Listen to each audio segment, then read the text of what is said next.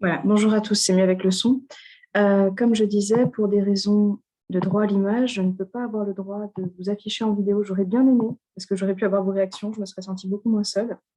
Mais pour le coup, voilà, je ne pourrais pas le faire pour cette conférence. Alors, normalement, on devrait être beaucoup moins perturbé qu'hier, parce que je sais que certains ont participé à la réunion d'hier, au webinaire d'hier, et ça a été un vrai cauchemar. Je pense que certains pourront en témoigner. On a été un peu hackés par des gens qui avaient décidé d'empêcher cette conférence. Donc là, aujourd'hui, la bonne nouvelle, c'est qu'a priori, on semblerait être tranquille. J'ai ma collègue Maya qui pourra vous partager des liens aussi, qui est connectée avec moi. Et puis, hop, on va pouvoir commencer. On va peut-être laisser juste une minute le temps d'accepter tout le monde dans la réunion. Normalement, on ne va pas tarder à commencer. Alors par contre, juste une petite précision, on a dû adapter un petit peu le programme, puisque hier, quand même, on a été très perturbés. Il y a des gens qui n'ont pas pu participer à toute la réunion. Bon, là, on a été très gênés pour pouvoir faire les choses correctement. Et donc, en plus, les deux réunions étaient censées se suivre et se compléter.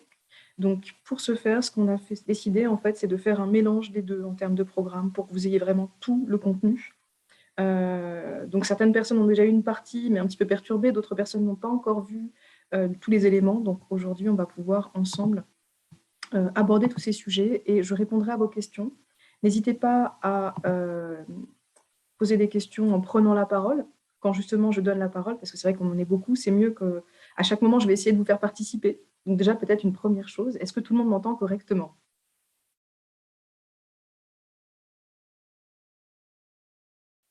Oui, super, je vois les réponses. Hicham, Stéphanie, Hélène, Étienne, super. Alors, je vais peut-être compléter mes questions. Qui hésite aujourd'hui entre les différentes familles du digital dans sa reconversion? Est-ce que tout le monde, parmi ceux qui sont là, sont sûrs de vouloir faire du marketing digital ou alors l'envisagent comme piste parce qu'ils en ont entendu parler ou vous en êtes un petit peu, vous êtes sûr, vous pouvez écrire sûr comme réponse, en hésitation ou juste en recherche de piste. Vous pouvez peut-être me donner quelques éléments dans le chat pour que je vois un petit peu où chacun en est dans sa réflexion. En recherche de pistes pour Cécile, certaines pour Suzanne, Hicham envisage community manager, recherche de pistes sur... OK, donc il y a un petit peu de tout, c'est super. Je vais essayer de vous donner un maximum d'informations. Hop. Ce qui est super, c'est qu'aujourd'hui, on n'est pas gêné. Donc, je vais commencer hop, par vous partager le support de cours. Comme ça, vous me direz si tout le monde... Donc, le cours, c'est un lapsus, c'est l'habitude. Le support d'aujourd'hui. Alors, comme vous voyez, j'ai dû un peu adapter. Il y a des choses qui ont été légèrement, du moins, vues hier, mais un peu dans le chaos, on va dire, de la personne qui voulait nous empêcher de faire ce webinaire. Je vais essayer de faire au mieux. Hop. J'affiche le chat aussi pour être sûr de voir tout le monde. Voilà. Alors, le menu du jour, c'est de voir ensemble... Alors, pardon, avant le menu du jour, c'est vrai, parce que j'ai commencé par le menu du jour, mais c'est vrai qu'il y a quand même des personnes qui n'étaient pas là hier, donc je vais reprendre en arrière, pardon. Donc, je me présente rapidement. Donc, Cindy Dorkeno, je travaille dans le marketing digital depuis 15 ans. Je suis la fondatrice de NAIAS. NAIAS, en fait, c'est le National Institute of Advertising Strategy. Donc, en gros, c'est un centre spécialisé en marketing digital. Dans mes postes, j'ai eu l'occasion de travailler au référencement payant, au contenu et aussi à la rédaction de contenu. J'ai été responsable marketing digital, responsable e-commerce pendant ces différentes années de salariat. Et puis, depuis 8 ans, je suis totalement indépendante, entrepreneuse, consultante. Je suis également mentor pour les startups de l'Orange Fab. Je fais pas mal de conférences, puisque j'ai eu l'occasion d'être invitée dans pas mal de pays pour donner des conférences sur le marketing digital, la transformation digitale, puisque j'ai écrit 3 ouvrages justement sur ces sujets. Donc, réussir son e-commerce, réussir sa transformation digitale, stratégie digitale, qui sont tous publiés chez Erol, mais comme je dis toujours, qui sont maintenant trop vieux, puisque vous savez que tout évolue à une vitesse folle en marketing digital. Donc, voilà. Hop, je passe. Le menu du jour, comme je disais, alors c'est un mélange de ce qu'on aurait dû voir hier et de ce qui était bien prévu aujourd'hui, suite aux perturbations d'hier. Alors on va reprendre rapidement les préjugés parce que c'est important, qu'il faut écarter quand on veut envisager une reconversion dans le marketing digital.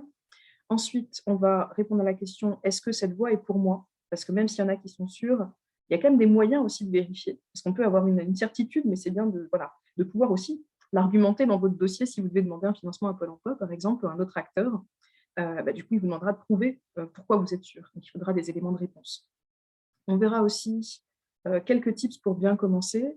On verra le top 6 des jobs en marketing digital. On verra rapidement les autres jobs. Et je prendrai le temps de vous donner la parole pour que vous puissiez me poser des questions, parce que c'est ce qu'on n'a pas pu trop faire hier dans la conférence d'hier.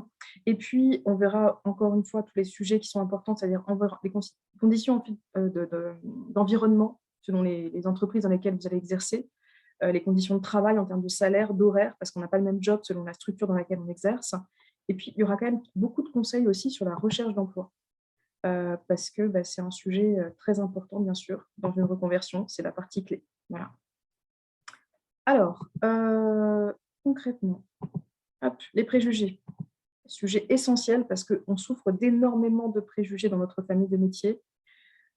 Concrètement, souvent, ceux qui vont être privilégiés, je pense que vous avez peut-être déjà dû l'observer, ce sont les jeunes. C'est ce qu'on appelle les digital natives, c'est-à-dire qu'ils sont nés avec les outils digitaux.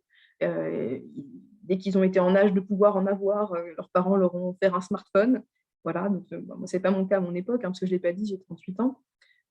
Et donc, du coup, on part du principe que parce qu'ils sont nés avec les outils informatiques et les téléphones, les smartphones et autres, ces personnes-là seraient compétentes de naissance en marketing digital. Ça n'existe pas. Personne n'est né avec la cuillère en argent du marketing digital. Ce sont des métiers au pluriel qui s'apprennent.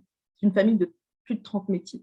Je vous dire, on ne s'accorde même pas sur les comptes tellement il y en a. Et donc, du coup, comme je dis toujours, les jeunes, à part faire des bêtises sur les réseaux sociaux, ne sont pas compétents en marketing digital. Donc, voilà, c'est très important. Et donc, c'est aussi une bonne nouvelle. Alors, une mauvaise nouvelle pour les jeunes, pas une mauvaise nouvelle, parce que quelque part, vous êtes favorisés sur le marché de l'emploi. Donc, la bonne nouvelle, c'est quand même ça, c'est qu'on vous donnera quelque part des postes parfois sans forcément toujours avoir les compétences. Alors, mais en tout cas, vous serez favorisés. Et les personnes, pour le coup, qui ne sont pas dans la vingtaine ou dans on va dire, le milieu de trentaine, qui ont plus de 35 ans, vous allez souffrir de l'inverse. C'est-à-dire que vous allez avoir une sorte de discrimination au faciès, quelque part, ou à l'âge. On va se dire, ah non, vous n'êtes pas digital native, donc vous devez peut-être moins connaître le marketing digital. Et donc là, il faudra pouvoir le prouver plus amplement lors des entretiens ou dans votre CV. Alors, j'ai beaucoup de personnes, parfois issues du marketing et de la communication, qui viennent, ou alors des graphistes aussi, ou des développeurs qui viennent en disant, je vais ajouter une corde à mon arc, parce que souvent, les gens minimisent en fait le marketing digital. Les gens pensent parfois que c'est du social media, de l'emailing, et des petits trucs fun, des outils. C'est du marketing et des nouveaux outils. C'est pas du tout ça. Le marketing digital, c'est une famille de métiers, encore une fois, et même les personnes qui pensaient connaître déjà un petit peu, quand elles ont, par exemple, suivi notre parcours, parce qu'on a un bootcamp sur le sujet, en fait, elles avaient vu le tout petit bout de l'iceberg, vraiment le type de l'iceberg, si vous voulez. Et arrivé en formation, dès le premier jour, ça a été une immersion, une vague d'informations qui est venue, qui les a surprises. Donc, attention, le marketing digital, c'est un sujet, ce sont des sujets très vastes et très techniques. Donc, vous vous attaquez à une grosse montagne. Ça ne veut pas dire qu'il ne faut pas y aller, mais il faut savoir à quoi vous vous attaquez pour adapter aussi le chemin que vous allez emprunter et les différents outils aussi, si on fait la métaphore, la comparaison. Donc voilà, donc le marketing digital, c'est l'avenir. C'est la phrase à proscrire, c'est ce que je dis tout le temps. Si vous dites ça à quelqu'un du métier, limite, il va se vexer, parce que bon, ça fait quand même 20 ans que le marketing digital existe. Moi, ça fait 15 ans que je suis dans le métier, je n'ai jamais fait autre chose que du marketing digital. Comme je dis toujours, j'ai un bac+5 en marketing dont je ne me suis jamais servi. Si on reprend quelques dates clés à ne pas oublier, GAFA, donc le GAFA, vous savez, c'est le terme qu'on utilise pour parler des grands groupes du digital. Concrètement, Google, c'est 98, Amazon, c'est 94, Facebook, c'est 2004, et Apple, donc 76. Donc, quand on prend ces dates-là, on voit que non, ça ne date pas d'hier, ce n'est pas l'avenir, c'est déjà le passé, c'est vraiment le présent, et ce sera encore le futur. Voilà. Au niveau des confusions, donc, comme je disais, il y a pas mal de confusions, notamment, vous allez s'ouvrir peut-être dans vos dépôts de demande de financement de formation parfois, parce que dans une reconversion, la première étape, souvent, on identifie le métier, on identifie la formation, puis ensuite on demande un financement aux différents financeurs financements pour lesquels on peut être éligible en tout cas. Alors, première chose, souvent il y a une scission psychologique chez les gens entre marketing digital et e-commerce. Beaucoup de personnes sont persuadées qu'il faut faire des formations différentes pour les deux. Pour avoir occupé des postes en marketing digital et en e-commerce, pour rappel, j'ai dit j'étais responsable marketing digital, responsable e-commerce. J'ai écrit un bouquin qui s'appelle Réussir son e-commerce, et un autre sur la stratégie digitale, je peux vous dire que les fiches de poste, il y a plus de 95% en commun entre ces postes-là. Donc, vraiment, il y a quelques spécificités, mais vraiment, on peut les compter. Il n'y a pas des tonnes de choses entre les deux, si vous voulez. Donc, attention. Et puis, vraiment, les compétences clés quand on travaille dans l'e-commerce, c'est le marketing digital. Et le marketing digital, par défaut, s'applique forcément, en fait, à l'e-commerce. C'est un des terrains de jeu du marketing digital. Donc, on ne peut pas parler de l'un sans l'autre. Donc, ça ne sert à rien de vous dire que ce sont deux parcours totalement différents. Non. Ensuite, deuxième point, la grosse difficulté souvent, c'est qu'il faut arriver au contraire à scinder dans l'esprit des gens marketing et marketing digital. Parce que beaucoup de personnes sont persuadées, comme je viens de le dire, qu'en gros, le marketing digital, c'est juste du marketing avec des nouveaux outils. Ça n'est pas du tout le cas. Alors, je me rappelle, j'avais vu cette phrase-là je l'avais entendue dans une réunion de responsables pédagogiques dans une structure dont je dirais le nom pour laquelle j'ai travaillé. Et du coup, non, mais la question qui me vient toujours en tête, mais est-ce que vous pensez qu'aller mettre un petit bout de code dans du code HTML pour que votre site internet remonte dans l'algorithme de Google, ça a quoi que ce soit en commun avec du marketing traditionnel? Il n'y a rien en commun. À part le mot marketing, vraiment, on ne fait pas les mêmes tâches, on n'utilise pas les mêmes connaissances. Donc, il y a aussi une énorme différence. Le marketing, c'est un domaine qui est totalement bouché. Aujourd'hui, il n'y a plus de postes 100% marketing digital, il n'y en a plus. Alors que des postes en marketing digital, il y en a plein. On a même des postes en pénurie, on en parlera. Donc, il faut faire attention à ne pas confondre les deux. Et dans vos dossiers, à bien préciser que vous ne souhaitez pas vous former au marketing, mais bien au marketing digital. Parce que sinon, vous risquez d'entendre comme réponse non, mais vous n'allez pas encore vous former à un sujet qui ne recrute pas, sur des métiers qui ne recrutent pas. Alors qu'au contraire, on recrute, on est en pénurie. J'en parlais encore il y a peu de temps avec beaucoup d'acteurs. Vraiment, ils sont en pénurie sur certains métiers. Ensuite, on a tendance à séparer communication digitale et marketing digital. Vous voyez, on veut reproduire la scission qui existe quelque part entre marketing et communication traditionnelle.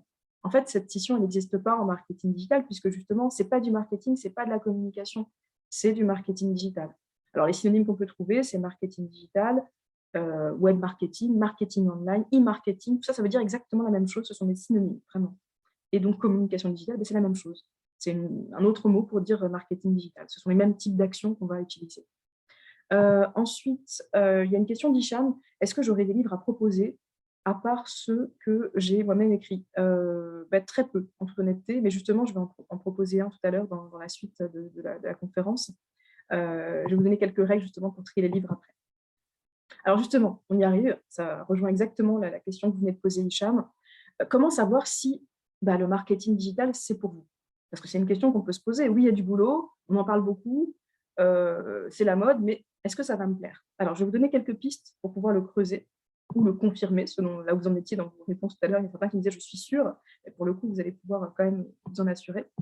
Alors, comme j'en ai parlé aussi un petit peu dans la conférence d'hier, vous avez des MOOC gratuits, notamment ceux de Google. Alors, je ne vous conseille pas tous les MOOC, il faut faire très attention. Parce que le problème du MOOC, c'est que c'est coûteux à produire. Payer quelqu'un, payer l'enregistrement, le montage, et ensuite toutes les mises à jour qui devraient être faites limite tous les mois, honnêtement, peu d'entreprises sont capables de le faire correctement. Déjà, d'avoir les fonds pour le faire, d'avoir les bons intervenants. Parce que ça, c'est une vraie problématique aujourd'hui. La plupart des centres en France ne sont pas spécialisés en marketing digital et donc ont des grosses difficultés à choisir des intervenants pertinents et à faire des programmes pertinents. En France, il doit y avoir peut-être 5-6 organismes de formation ou écoles vraiment spécialisés sur le marketing digital. Donc, c'est pour ça que pour limiter le risque de vous retrouver à apprendre pour devoir désapprendre après, je vous conseille vivement de prendre des sources sûres et de ne pas multiplier les sources de choses gratuites que vous pourriez trouver qui pourraient vous remplir la tête de choses qu'il faudra oublier après, c'est encore plus difficile. Donc là, au moins, avec Google, on limite les risques, si vous voulez, de contenu qui ne serait pas à jour et de bêtises qui circulent en ligne. Donc là, au moins, voilà.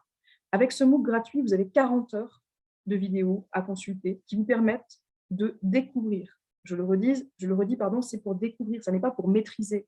C'est-à-dire que ça ne se met pas sur un CV. Ça a sa place, par exemple, dans un dossier de demande de financement pour dire « j'ai fait les démarches nécessaires pour m'assurer que ça me plaise et que je suis sûre de vouloir aller vers cette voie ». Là, oui, vous pouvez le mettre sur une démarche de demande de financement. Par contre, le mettre sur votre CV, ce n'est pas très sérieux, vous voyez. Il y a d'autres certifications plus sérieuses qu'on peut faire apparaître sur un CV. Alors, je reviendrai après sur les écoles, justement, Audrey, je vous répondrai. Mais en tout cas, voilà, ça ne remplace pas une formation, ce genre de solution de formation en ligne gratuite. Et puis, de manière générale, dans tous les cas, pour être opérationnel en marketing digital, ce n'est pas sur des formats 100% en ligne. Il y a un vrai souci en ce moment, parce que je sais que ça se multiplie, c'est une manne financière, c'est beaucoup plus rentable pour les centres. Et avec le Covid, je sais que beaucoup d'acteurs poussent à la formation en ligne. C'est très bien pour faire une pré-formation, mais ça ne vous formera pas opérationnellement au marketing digital si vous souhaitez exercer ces métiers. Donc ça, c'est important de le savoir.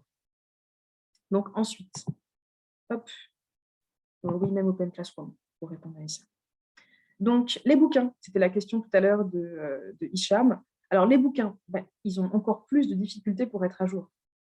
Si je prends ce que je sais de l'édition, pour avoir écrit des ouvrages, un bouquin, entre le moment où on pose le stylo et le moment où, le stylo, le clavier, parce que c'est un peu une image, aujourd'hui on n'écrit plus à la main, au moment où on pose le clavier, si vous voulez, et le moment où, vraiment définitivement, et le moment où le bouquin sort, il y a souvent 5 mois.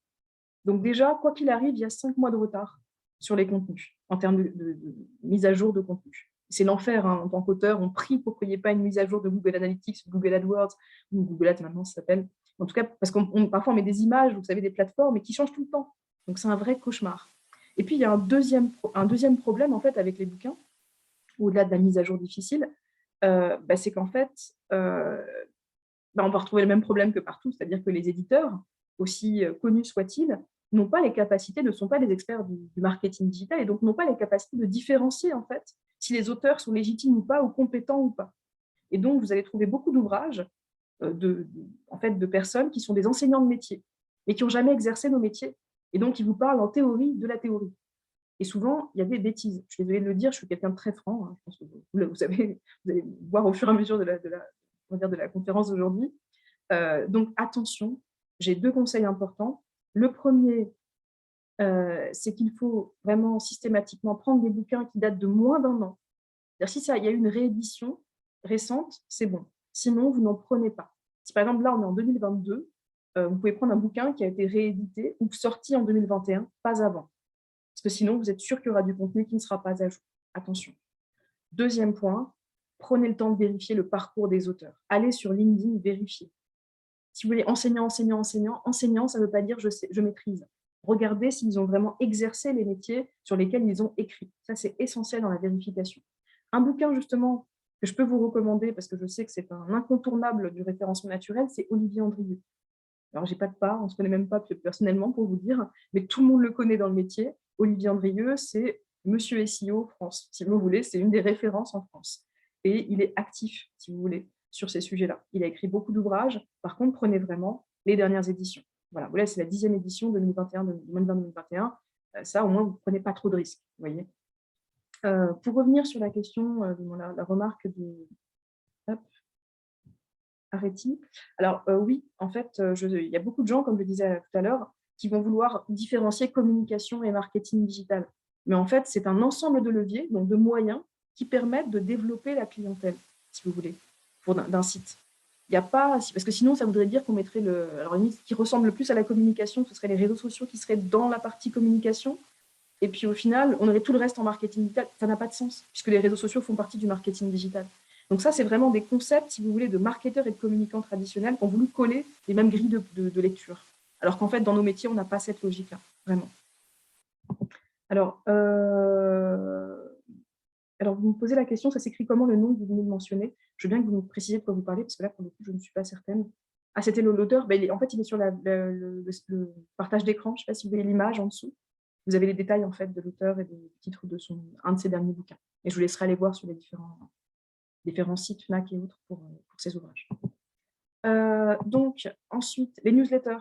Ce qui est pas mal avec les newsletters, c'est qu'on a de l'information fraîche, récente, qui vient à nous. Ça, c'est quand même pas mal en termes d'information de qualité. Il faut pas prendre n'importe quel newsletter, encore une fois. Il y a quelques newsletters un peu incontournables. Par exemple, vous avez le JDN, le journal du net. Alors, ce n'est pas que du marketing digital, le JDN. Hein. C'est un peu comme TF1. Vous voyez, c'est pas un TF1, quand vous avez JT de TF1, le journal télévisé, il ne vous parle pas que d'économie. Il vous parle un peu de tout, puis des fois, il y a des sujets sur l'économie. Là, ça concerne un peu le digital dans son ensemble, si vous voulez. Donc, ça vous permettra de vous familiariser avec les thématiques du métier ou des métiers autour du numérique. Et parfois, il y aura quelques sujets autour du marketing digital. Et par ricochet, en tout cas, vous pourrez découvrir des choses. faut savoir qu'il y a des newsletters donc, généralistes, comme celle, alors on dit NL, c'est le petit nom des newsletters, NL généraliste, donc ça va être tout ce qui est JDM, par exemple, le journal du net, ou e-marketing aussi, .fr, qui peut être intéressant. Et puis après, vous avez des newsletters qui vont être spécialisés, comme par exemple Abondance. Abondance, ça aussi, c'est une newsletter spécialisée sur le référencement naturel. Alors tout à l'heure, je parlais du livre d'Olivier Andrieux, je vais peut-être préciser quelque chose. Attention, c'est sur le référencement naturel. Le référencement naturel, c'est un des sujets les plus techniques. Et en bouquin, ce n'est pas le plus digeste. Donc, c'est le genre de bouquin qui permet de découvrir quelques notions, mais que vous apprécierez beaucoup mieux après une formation. Parce que c'est vrai qu'au début, sinon, ça peut faire un peu peur. Donc, si on veut se faire peur, on peut acheter un bouquin comme ça sur du SEO. Au moins, vous aurez vu l'un des sujets les pires en termes de technicité de notre famille de métiers. Voilà. Il vaut mieux prévenir parce que sinon, il y a des gens qui vont dire « Ah non, je préfère le marketing digital ». Alors qu'en fait, il y a plein d'autres choses en marketing digital que le référencement naturel. Il y a un peu pour tous. Ensuite, si vous voulez aussi voir les témoignages de personnes qui exercent en marketing digital et qui vous disent exactement leur quotidien, les outils qu'il faut maîtriser. Si vous voulez, je ne sais pas, avoir plein d'informations, vous avez aussi notre chaîne YouTube, donc vous pouvez vous y abonner. Si vous le souhaitez, vous aurez plein d'informations. Ce n'est pas une chaîne de pub, parce que ça n'a aucun intérêt. On est vraiment un acteur engagé pour l'emploi, Mayas, et donc on partage avant tout de l'information pour que vous puissiez trouver votre voie, que ce soit chez nous ou ailleurs d'ailleurs. Et des fois même j'envoie des gens ailleurs pour vous dire, donc il n'y a pas de souci avec ça. Le but c'est que les gens vraiment trouvent l'information et trouvent leur voie. Merci Sondes, c'est gentil. Donc du coup, comment bien commencer en marketing digital? Ça aussi, ce sont des points qui sont importants. Alors quels sont les éléments différenciants?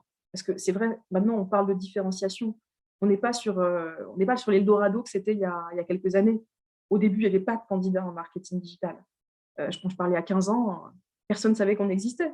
On parlait encore de l'avenir, pour vous dire, quand on parle de nous. Puis après, il y a 8 ans, il y a une vague de gens qui se sont formés au marketing digital. Moi, je l'ai vu arriver dans toutes les écoles. C'est marrant, parce qu'à une époque, j'avais étudié le développement web dans un centre de formation. Et comme j'étais déjà dans le marketing digital, c'était il y a 10 ans, je leur avais dit, est-ce que vous souhaitez que j'enseigne le marketing digital chez vous? Ils m'ont dit, non, il n'y a pas de besoin. Et puis, 2 ans après, quasiment, le centre m'avait rappelé en me disant, ah, en fait, finalement, on va commencer à faire des parcours en marketing digital. Est-ce que vous pouvez enseigner? Donc, j'ai vraiment vu un appel d'air comme ça pour des formations en digital. Et ça, c'est arrivé fin 2013. Donc, c'est déjà il y a 8 ans, quoi. Un peu plus de 8 ans. Donc, tout ça pour vous dire qu'on en est à se différencier aujourd'hui. On n'en est pas à arriver et se dire qu'on va avoir sur un plateau des tonnes de postes qui seront pour nous, nous attendrons et que voilà. Alors oui, il y a beaucoup de boulot, mais il faut se différencier, surtout quand on n'a pas l'arme de l'expérience professionnelle. Donc, comment on peut faire pour se différencier? La première chose, il faut commencer sur votre LinkedIn à tout optimiser, bien évidemment, en mettant des compétences clés, en détaillant l'ensemble de vos expériences. Alors ça, parfois, c'est un peu difficile parce que vous n'avez pas encore les codes, vous ne savez pas encore qu'est-ce qui va être attendu par les recruteurs sur ces métiers-là. Mais normalement, les centres que vous choisissez sont censés vous aider sur ces sujets-là. Donc, vous savez qu'on fait des ateliers CV individualisés où on vous aide vraiment à optimiser votre storytelling et vos compétences. Et tout ça pour dire que quand c'est fait, vous allez pouvoir faire du personal branding. Alors, c'est quoi le personal branding concrètement?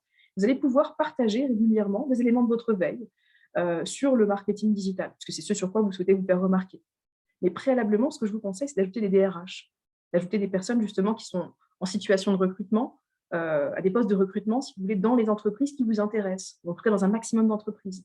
Comme ça, petit à petit, que ce soit des gens qui sont en position de recrutement ou pas, d'ailleurs, des gens de votre réseau, vous allez être identifié comme une personne, c'est un peu un raccourci fait par l'esprit humain, hein, mais comme une personne qui s'intéresse, voire même qui est compétente en marketing digital. Donc, postez votre veille régulièrement. Et puis, en plus, ça vous entraînera justement à communiquer avec des outils, justement, des réseaux sociaux, voilà, pour programmer, etc. Comme par exemple au-dessus. Ensuite, c'est aussi comment bien commencer. Il faut que votre formation intègre, ou alors que juste après, vous ayez la possibilité d'être sur le terrain. Ça, c'est essentiel parce qu'il y a des métiers qu'on n'apprend pas 100% en formation. Il faut arrêter de vendre aux gens, oui, vous sortez 100% opérationnel. Non, ça dépend des métiers. Il y a des métiers par lesquels on ne rentre pas sans un stage ou une alternance. Et pourtant, ce sont les métiers où il y a le plus de pénurie, donc le plus de besoins. Et là, par contre, vous aurez le tapis rouge. Donc, alors, c'est quoi choisir le bon stage? Déjà, c'est une durée. Un stage ne fait pas 1 mois. Un stage ne fait pas 2 mois. Non, il en fait 6 dans notre famille de métiers. Dans les vrais, parce qu'en fait, on parle d'un stage chez un acteur du marketing digital. Parce qu'il n'y a que là que vous apprendrez vraiment le métier. Ce n'est pas chez une TPE-PME qui n'y connaît rien et qui a une agence qui n'y connaît rien aussi souvent, parce que souvent, ils sont avoir par des agences qui débutent en marketing digital, ou même quand bien même il y aurait une agence en externe, une bonne agence, ce n'est pas comme ça qu'on apprend. Il faut être aux côtés d'experts métiers seniors et qui font le métier que vous voulez apprendre. Donc ça, c'est un premier critère. Choisir la bonne structure et donc la bonne durée. Et dans ces structures-là, la bonne durée d'un stage, c'est 6 mois, pas moins. Je sais que ce n'est pas la mode. En tout cas, il y a beaucoup de financeurs ou d'acteurs qui vont dire « Ah non, 6 mois, c'est trop long, etc. » Non, il y a des métiers, on ne rentre pas sans 6 mois de stage. Si ce n'est pas le stage, ça peut être l'alternance. Mais pareil, l'alternance, il faut la faire dans une agence spécialisée. Sinon, ça ne sert à rien. Vous êtes en région parisienne, parce que c'est un événement en Île-de-France aujourd'hui, les agences, il y en a pléthore, il y en a plein. Vous allez pouvoir en trouver très facilement des agences spécialisées. Alors oui, ce n'est pas facile quand on ne les connaît pas, mais honnêtement, on peut facilement vous donner des listes. Les centres, s'ils sont spécialisés, ils connaissent, ils ont un réseau, si vous voulez. Nous, on a carrément des partenariats, si vous voulez, avec des agences. Et là, on en a même qui nous relancent. On a besoin d'un stagiaire, notamment sur du SEO. Et malheureusement, pour l'instant, dans les promos qu'on avait, il y avait personne qui s'orientait vers cette voie. Donc, vous voyez, c'est un peu le monde inversé. C'est eux qui ont besoin et qui viennent vers nous. Donc, c'est intéressant d'avoir des relations, en tout cas, avec ces agences-là. Donc voilà, il y a vraiment des opportunités à pourvoir dans ces agences qui sont vraiment les structures qui pourront vous accompagner en stage ou en alternance, pendant ou après votre formation, pour être vraiment légitime. Et justement, avoir des compétences plus techniques, donc plus différenciantes sur le marché de l'emploi. Voilà. Parce que quand on n'a pas des années d'expérience, on n'a pas 5 ans d'années d'expérience, par exemple, ce qui peut faire la différence, c'est des compétences que les autres n'ont pas. Et il y en a, on pourra en parler tout à l'heure. Ensuite, comment bien se faire remarquer?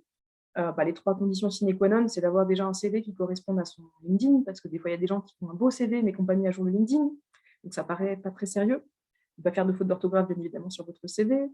Il faut, alors si vous êtes en marketing digital, c'est compliqué, alors surtout si vous voulez aller vers des postes de community manager, ne pas être sur les réseaux sociaux, ce n'est pas possible non plus. Mais après, pour revenir sur les vraies conditions, il faut, je ne vais pas vous mentir, pour la plupart des postes, un niveau d'études. Grand minimum Bac+3, idéalement Bac+4 ou 5. Parce que c'est une sorte de filtre qui n'a aucun sens, mais les gens se disent s'il a fait Bac+5, c'est qu'en gros, il sait apprendre, il a une tête bien faite. Ça ne veut rien dire du tout, hein, personnellement, c'est ce que j'en pense.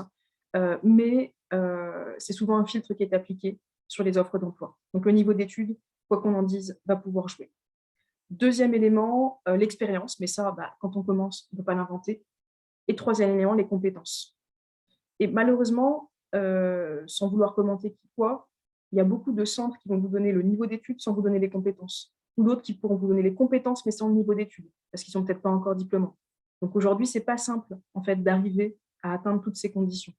Parfois, pour ceux qui sont en reconversion, si vous avez déjà une première expérience, par exemple, je ne sais pas, 5 ans dans un autre métier, vous avez peut-être intérêt à faire une VAE pour avoir ce niveau d'études, et puis une formation à côté pour avoir les compétences. Ça peut être un raccourci, vous voyez, plutôt que de faire une formation très longue, diplômante, voire 2 pour arriver au niveau d'études requis, si vous voulez.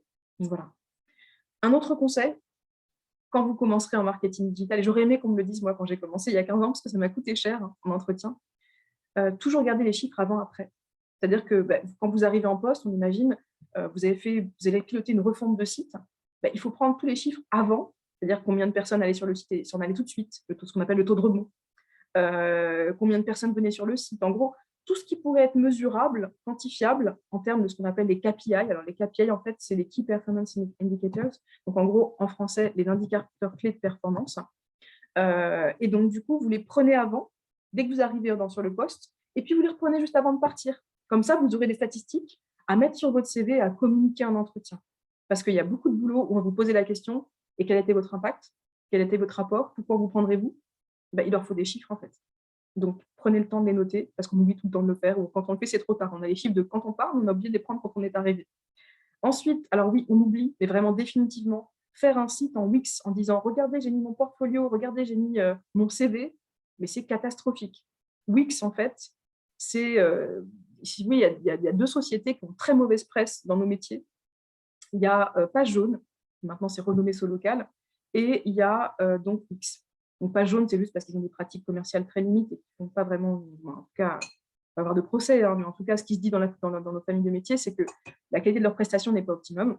Voilà, sans rentrer dans le détail, on pourra en parler pour ceux qui ont des questions. Mais par contre, Wix, en fait, c'est tout simplement que c'est très mal vu dans le métier. C'est une solution un peu cheap, si vous voulez. Et donc, faire son site sur Wix, ça ne demande pas de compétences en vrai. Donc, dire je l'ai fait sur Wix, c'est ne pas avoir tout compris, si vous voulez. Donc, voilà, sans pouvoir faire de jeu de mots sur la marque qui a tout compris. Donc, ensuite, mettez à jour votre ligne, on a dit. Donc, ça, voilà. Je pense qu'on a fait le tour des éléments pour bien se faire remarquer. Est-ce que vous avez des questions à ce stade? Est-ce que c'est clair? Est-ce qu'il y a des points sur lesquels vous souhaitez que je revienne? Et est-ce que tout le monde s'est endormi? Parce que comme je ne vous vois pas, je préfère faire des petits points comme ça où je vérifie où tout le monde est toujours là. Donc, n'hésitez pas à me dire oui, tout va bien. Comme ça, au moins, je me sens moins seule. Merci Stéphanie. Au moins une qui ne dort pas. Super. Je vois le pouce de Cécile, ou Christine plutôt. Donc, super. Merci Hélène, Audrey. OK, bon, super. Alors, quelle solution je propose à la place de Wix? Déjà, le site CV, je ne le recommande pas en fait. Je ne recommande pas le site fait sur un CV. Tant qu'à faire, si vous voulez faire vos preuves en faisant un site, faites un blog sur un sujet qui vous plaît en fait. Comme ça, au moins, vous allez rédiger des articles, vous pourrez démontrer votre capacité de rédaction. Si vous avez appris quelques bases de référencement naturel, vous pouvez montrer que vous les aurez mises en œuvre justement dans vos articles. Vous pourrez peut-être commencer à créer une audience, aussi bien sur votre site que sur les réseaux sociaux. Et donc, du coup, vous pourrez démontrer que vous avez réussi.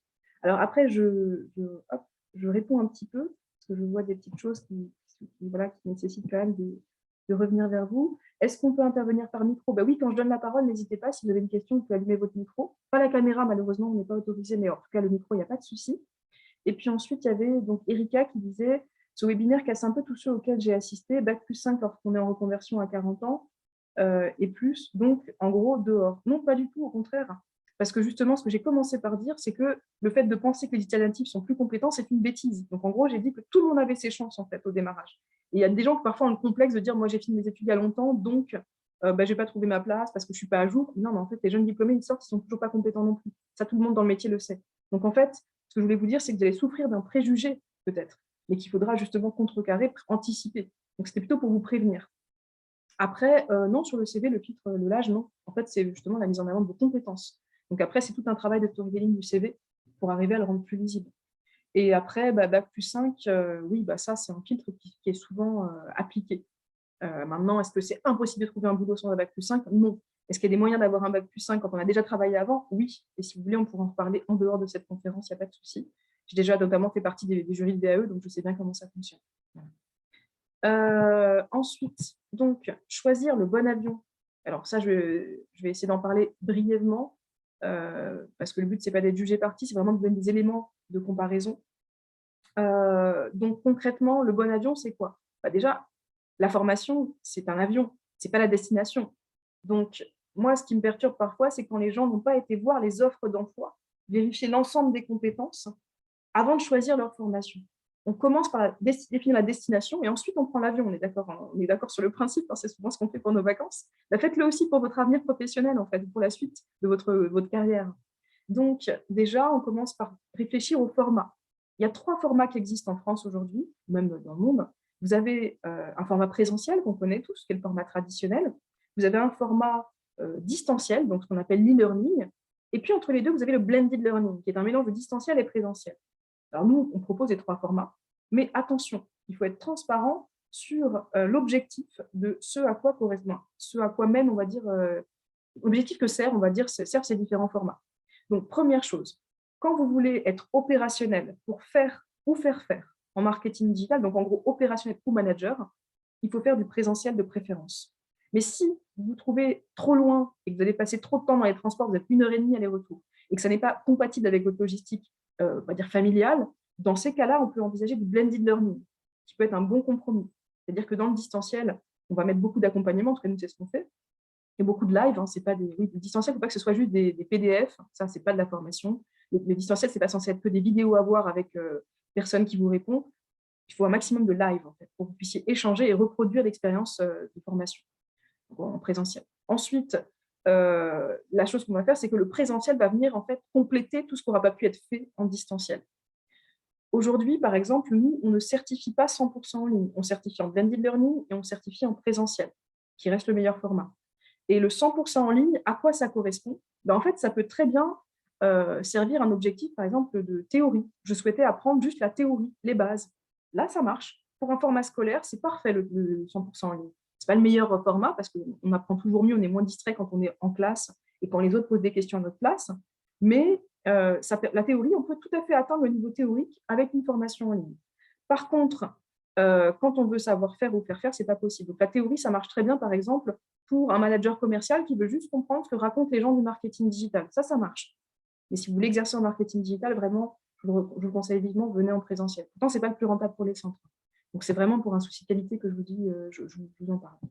Ensuite, deuxième élément, vérifier les compétences sur les offres. C'est ce que je viens de dire tout à l'heure, vraiment faire attention à ça. Ensuite, attention au déséquilibre, parce qu'en fait, quand vous voyez des programmes de formation, vous pouvez parfois voir si le centre est spécialisé ou pas. Un centre spécialisé, vous allez avoir quelque chose d'équilibré, parce qu'en fait, il y a beaucoup de leviers, donc les types d'actions marketing digital. Et il n'y a pas de raison qu'il y en ait un qui occupe 50% du programme. Alors souvent, ce qu'on va voir quand un centre n'est pas spécialisé, c'est que vous allez avoir 50% du programme, limite une partie trop importante sur les réseaux sociaux. Parce que ça, c'est un peu la vision que tout le monde a. Les réseaux sociaux, ça constitue principalement ce qu'on fait en marketing digital. Non, les réseaux sociaux, ça doit faire peut-être 7% de ce qu'on fait. C'est une petite partie du marketing digital. Donc, ça devrait être une petite partie, quand même importante, de ce que vous avez dans votre programme de formation. Donc, si vous avez, je ne sais pas, 70 heures de web marketing et à côté 70 heures de social media, il y a un gros souci. C'est qu'ils ne connaissent pas nos métiers. Donc, voilà, c'est un programme déséquilibré et qui ne vous permettra pas derrière d'être à l'aise sur les postes que vous allez occuper.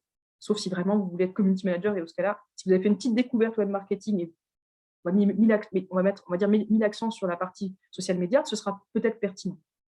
Voilà. Peut-être parce que, comme je vous dis, souvent, ça trahit mes connaissances des métiers et donc après, ça a des conséquences en chaîne aussi sur la qualité de ce qu'on vous enseigne les intervenants.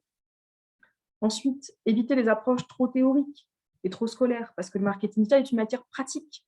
En fait, il n'y a qu'en faisant qu'on apprend. Vraiment, il y a de la théorie, certes, mais il y a une partie pratique qui est énorme. Et donc, du coup, il faut vraiment qu'il y ait une grosse partie d'ateliers pratiques réalistes. Idéalement, pas à 4 ou 5 et pas sur un sujet fictif. Ça, ce n'est pas comme ça qu'on peut apprendre. Ensuite, comme je disais, rapprochez-vous des centres spécialisés. Et donc, on me posait la question tout à l'heure, qui sont les centres spécialisés? En toute honnêteté, des centres spécialisés, vous avez par exemple Origami, est un centre spécialisé. Vous avez aussi The Bridge, qui est aussi un centre spécialisé. Après, vous avez quoi? Banayas aussi, on est un centre spécialisé. On fait partie on est le premier centre à avoir lancé un bootcamp marketing digital en France. Et il n'y a que des experts métiers dans notre famille. Même pour vous dire, les personnes qui s'occupent de l'organisationnel et de l'administratif ont aussi un parcours en marketing digital. Donc, on n'a pas fait exprès, mais c'est comme ça. Donc, du coup, voilà. Il y a quelques centres, mais vraiment, on peut les compter sur le doigt d'une main en France qui sont spécialisés en marketing digital. Après, les autres, c'est souvent des formes. Alors, il y a deux cas. Il y a les centres spécialisés en développement web et en design qui, par opportunisme, se sont orientés vers le marketing digital parce qu'ils ont vu qu'il y avait besoin de former les gens dessus. Mais du coup, c'est une adaptation, ce n'est pas leur cœur de métier. Et puis, vous avez les écoles de commerce dont le cœur de métier était, si vous voulez, le marketing et la com, et qui ont vu aussi l'opportunité, qui ont créé du marketing digital, mais souvent avec des petites doses. Et par exemple, des parcours de 10 jours, ce n'est pas comme ça qu'on apprend un métier, même pour un manager. Donc voilà, c'est pour vous donner un peu une vision du sujet. Rocket School, ils sont positionnés un peu différemment. J'aime pas trop parler des concurrents, mais ils sont positionnés un peu différemment. C'est vrai qu'ils se sont positionnés sur du digital, mais pas sur tous les métiers et sur une partie commerciale. Donc, il faudrait qu'on en discute si vous avez des questions, mais c'est un peu différent quand même, malgré tout. Ils ne sont pas vraiment concentrés sur l'acquisition de trafic de la même manière que les autres centres dont j'ai parlé. Et pourtant, je vous ai cité nos gros concurrents, donc comme quoi je suis assez transparente. Ensuite, qu'est-ce que je voulais vous dire? Oui, prenez le temps. Ça, c'est essentiel. Prenez le temps de faire le tour des centres, de faire toutes les réunions d'information. Prenez pas comme ça sur un programme. À l'écrit, on ne peut pas différencier les programmes parfois. On voit beaucoup de choses en commun. On se dit, bon, entre celui-là et celui-là, j'ai qu'à prendre celui-là. Non, interrogez les centres de formation. Demandez-leur les intervenants que vous allez avoir dans votre parcours. Allez voir sur LinkedIn si ces gens sont vraiment des ultra experts de ce qu'ils vont vous enseigner. On ne peut pas avoir un intervenant qui enseigne 15 matières. Ce n'est pas possible. Il y a trop de métiers différents. Il ne pourra pas avoir réponse à toutes vos questions. Il ne pourra pas vous donner des informations à jour. Donc, prenez le temps de vérifier le parcours de vos intervenants, de vos futurs intervenants. C'est essentiel. Bon, voilà, j'arrête sur ça. Je pense que je vous ai donné pas mal d'informations sur le tri, peut-être, pour prendre l'avion, pour revenir au sujet. Bon, comme je vous dis, j'ai essayé de faire un combo de ce qu'on aurait dû faire hier et ce qu'on devait faire aujourd'hui pour arriver à rattraper un petit peu les incidents d'hier. Donc là, je vais vous faire un top 6 sur les jobs en fait en marketing digital, ça n'est pas exhaustif, mais on pourra quand même répondre aux questions. C'est-à-dire que si vous avez des métiers, vous pouvez déjà les écrire là, dans le chat, qui ne sont pas traités dans les 6 que je vais aborder. On va pouvoir en parler aujourd'hui aussi, je répondrai à vos questions. Donc, le top 6. Hop là. Donc, le community manager, on ne peut pas passer à côté, hein, c'est le métier le plus connu de notre famille. Moi, c'est ce que j'appelle le métier un peu paillette, parce qu'il y a beaucoup de candidats, mais tout le monde n'arrivera pas forcément à trouver un poste en community management. S'il devait y avoir une voie quelque part un peu bouchée, j'ai envie de dire, ce serait peut-être celle-ci, tellement elle a attiré du monde et tellement aussi beaucoup de centres non spécialisés se sont jetés sur l'occasion de créer des parcours sur ce métier-là uniquement. Alors par contre, il faut prendre le temps de redéfinir le poste, ce que je dis systématiquement, parce qu'en fait, le community management est complètement dévoyé, en tout cas, ce n'est pas correctement décrit dans les offres de poste. Il faut comprendre déjà qu'en France, les acteurs sont très immatures. À part les experts dans les sociétés vraiment digital natives, c'est-à-dire qui sont nés avec le digital, ce qu'on appelle des pure players, c'est-à-dire qui vendent qu'en ligne, par exemple, qui vont commencer par vendre en ligne, ou les acteurs vraiment ce qu'on appelle de la martech. La martech, ça va être tout l'univers en fait, des outils dans le marketing digital, ou même, on va dire, les structures qui vendent des solutions publicitaires. À part dans ces structures-là, en dehors, en France, mais les entreprises ne connaissent rien à nos métiers. Et ça se voit dans les offres d'emploi, d'ailleurs, vous pouvez le ressentir. Vous avez l'impression qu'on vous demande une mission impossible, généralement. Ce que j'ai toujours, c'est des postes de monsieur, madame web, on vous demande de faire les RP, la communication, le marketing digital, vous occuper du site, faire la PAO, puis si vous pouvez faire le café, l'accueil, ce serait super. Des fois, on se demande, parce que voilà, si vraiment c'est pour une seule personne, on a l'impression qu'il y a 50 personnes sur le poste. Donc ça, c'est parce qu'en fait, ce n'est pas parce qu'ils veulent faire des économies, non, pas que, c'est surtout parce qu'en fait, ils ne connaissent pas nos métiers. Donc, ça se ressent aussi sur la fiche de poste du community manager, parce qu'en fait, comme c'est le seul titre de poste qu'ils connaissent de notre famille, c'est l'étiquette qu'ils vont coller sur tous les postes. Dès qu'ils ont un besoin, ils se disent, bon, faut qu'on ait un site, il faut qu'on fasse mieux.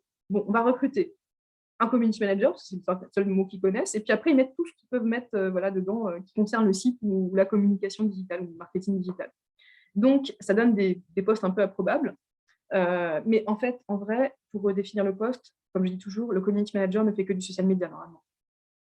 Dès lors qu'on commence à rédiger des articles, qu'on commence à envoyer des newsletters, à optimiser le site pour le référencement dans Google, qu'on commence, je ne sais pas, à quoi que ce soit d'autre en fait, on fait autre chose que du social media, ça n'est plus un poste de community manager. C'est un poste de chef de projet marketing digital.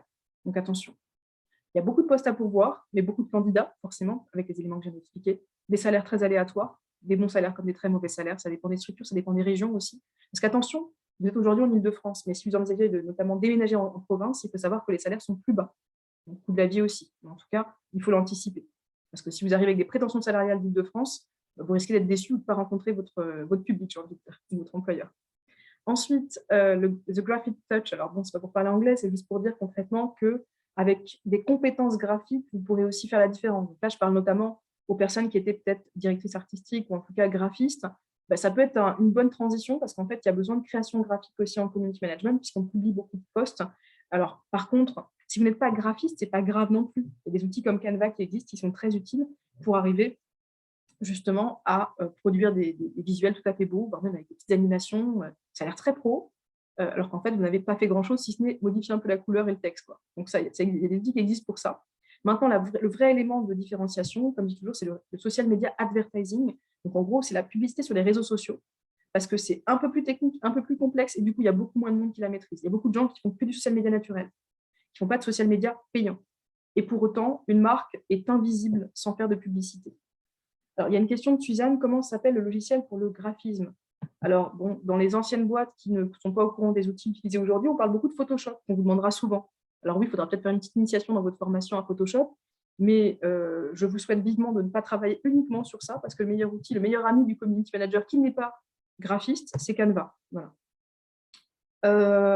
Ensuite, hop là, je vais sur un autre élément. Donc, le chef de projet marketing digital, on en a déjà parlé. Concrètement, je parle bien du chef de projet marketing digital. C'est-à-dire un poste avec de la polyvalence où on gère plusieurs types d'actions marketing digital, ce qu'on appelle des leviers. Donc, on a plusieurs leviers d'acquisition de trafic ou de fidélisation. Donc, ça va être un poste de chef de projet marketing digital. Parfois, dans ces postes-là, et ce n'est pas systématique, on peut aussi avoir la gestion du site.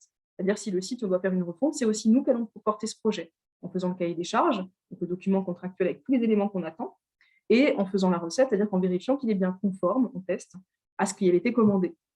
Attention, parce qu'il y a 3 types de postes, je redis parce que c'est important, il ne faut pas confondre. Il y a des postes de chef de projet digital, et dans ces cas-là, vous ne faites que de la gestion de projet. Il y a des postes où vous ne faites que du marketing digital en chef de projet marketing digital. Et puis, il y a des postes hybrides. Alors, moi, ce que je vous conseille, parce que j'ai fait l'erreur à une époque, je me rappelle, j'étais dans le marketing digital depuis plusieurs années. Et puis, j'avais un ami qui était en ESN, donc une entreprise en fait, de services numériques. Vous savez, comme Altran, Alten, LQLI, etc., toutes les structures qui existent comme ça, qui sont des structures en fait, qui vous placent chez le client. Vous êtes employé par ces structures-là, mais en fait, elles vous placent chez le client. Et du coup, en fait, la prestation, c'est vous. Et donc, elles prennent une marge sur le fait de vous placer, en fait, tous les mois. Et donc, du coup, je travaillais dans ces structures-là et puis je me disais, oh, c'est passionnant parce que concrètement, je change de mission peut-être tous les 6 mois. Des fois, je suis en intermission. C'est-à-dire, en gros, je ne fais rien, mais je suis payée tous les mois. Donc, quand il m'a vendu ça comme ça, autant vous dire que, comme j'avais envie de créer des boîtes, avoir un peu de liberté, voir un peu voilà, des entreprises différentes, moi qui m'ennuyais un peu, ça m'a séduite. Et à l'époque, je passais des entretiens et j'avais notamment eu un entretien avec un directeur d'agence marketing digital et je lui avais dit, bah, j'ai 2 pistes. Soit je continue en marketing digital, soit je vais vers la gestion de projet, consultant digital. Ça, en plus, ça faisait joli comme type de poste, consultant digital. Je me suis dit, bon, pourquoi pas. Il m'a dit non, mais n'y allez pas. Vraiment, n'y allez pas. Bon, bien sûr, je ne l'ai pas écouté. Donc, j'ai fini en mission chez un client, voilà, je ne vais pas forcément rentrer dans les noms d'entreprises, et voilà, où j'ai détesté le poste, où je m'ennuyais, où je ne faisais pas du tout de marketing digital. Mes collègues, qui étaient tous chefs de projet AMOA, donc assistance à maîtrise d'ouvrage ou digital, ne faisaient pas de marketing digital, ne connaissaient rien au marketing digital. Et vraiment, je n'ai pas du tout apprécié ce poste. Je trouve que c'est très redondant en termes de tâches, pas forcément gratifiant, que ce n'est pas passionnant. Surtout quand on a connu le marketing digital, il y a tellement de possibles, tellement d'actions possibles, tellement plus vaste. En fait, c'est une famille de métiers, le marketing digital. La gestion de projet, c'est un tout petit sujet. Et le souci, c'est que quand on fait 2 ans en gestion de projet et qu'on n'a pas travaillé en marketing digital, il faut faire une reconversion, tellement ce ne sont pas les mêmes métiers. Donc attention. Ensuite, il y a beaucoup de postes à pourvoir, bien sûr, sur des postes polyvalents, puisqu'en France, on est à 99,9% de TPE, PME, et que même dans les grandes sociétés, on a tendance à prendre quelqu'un d'assez polyvalent au marketing digital sur des postes, et puis de prendre des expertises chez les agences. Ça, c'est la tradition généralement. Donc, en étant polyvalent en marketing digital, on est sûr de pouvoir entrer sur le marché. La polyvalence, c'est vraiment la clé. Donc, c'est difficile, par contre, de se différencier. Donc, attention. Alors, Audrey, vous posez une question, je veux bien que vous la précisiez. Et le conseil en marketing digital, je veux bien que vous précisiez.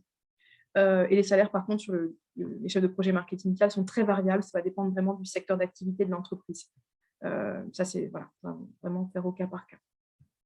Ensuite, hop, l'inbound marketer. Donc, l'inbound marketer, c'est un terme qui n'est pas connu, mais en gros, c'est un trio de compétences gagnants parce que c'est la priorité en fait en termes de stratégie dans une entreprise.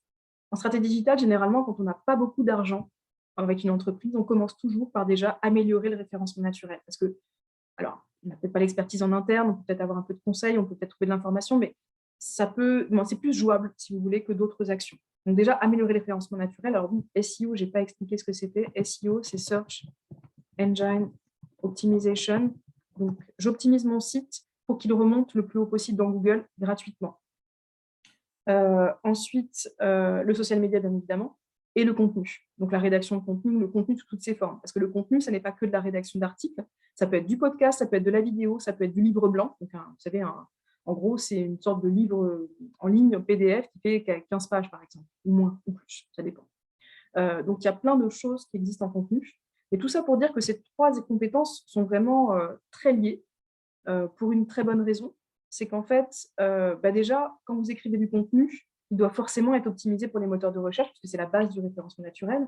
Et ensuite, il va forcément être exploité en social media, parce qu'il faut bien qu'on raconte des choses. Et ce qu'on raconte souvent, on publie les articles qui viennent de sortir sur nos sites, en fait. Donc, tous ces sujets-là vont très bien ensemble et sont la base de toute stratégie digitale. Donc, concrètement, avec ce socle, vous êtes quasiment invincible en termes de compétences. Par contre, attention, pour maîtriser le SEO, ça veut dire un stage. Et c'est là l'élément vraiment différenciant, puisque c'est un des sujets techniques qu'on a abordé tout à l'heure. Mais bon, en tout cas, c'est rarement formulé ainsi dans les offres de poste. Vous avez très peu d'offres qui vont s'appeler inbound marketer. Par contre, vous aurez plein de postes avec peut-être des mauvais titres dans lesquels vous trouverez systématiquement ces 3 compétences. Donc, c'est vrai que quand on commence en marketing digital, en fait, c'est l'enfer des synonymes. Il faut prendre le temps vraiment de regarder les tâches. En fait. Il ne faut pas s'arrêter au titre de poste.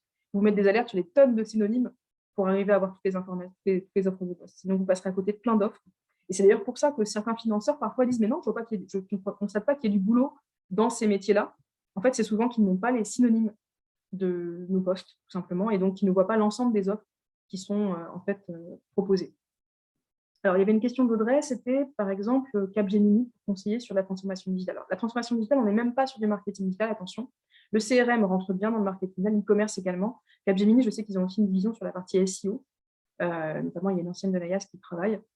Donc, il y a en effet, dans les cabinets de conseil, parfois aussi des missions de marketing digital. Mais attention, parce que moi, c'est ce qui m'est arrivé, j'ai été recrutée pour une mission de marketing digital. On m'a dit, bah, prenez pour l'instant une mission pour nous dépanner voilà, sur la gestion de projet, puis on vous donnera des missions après.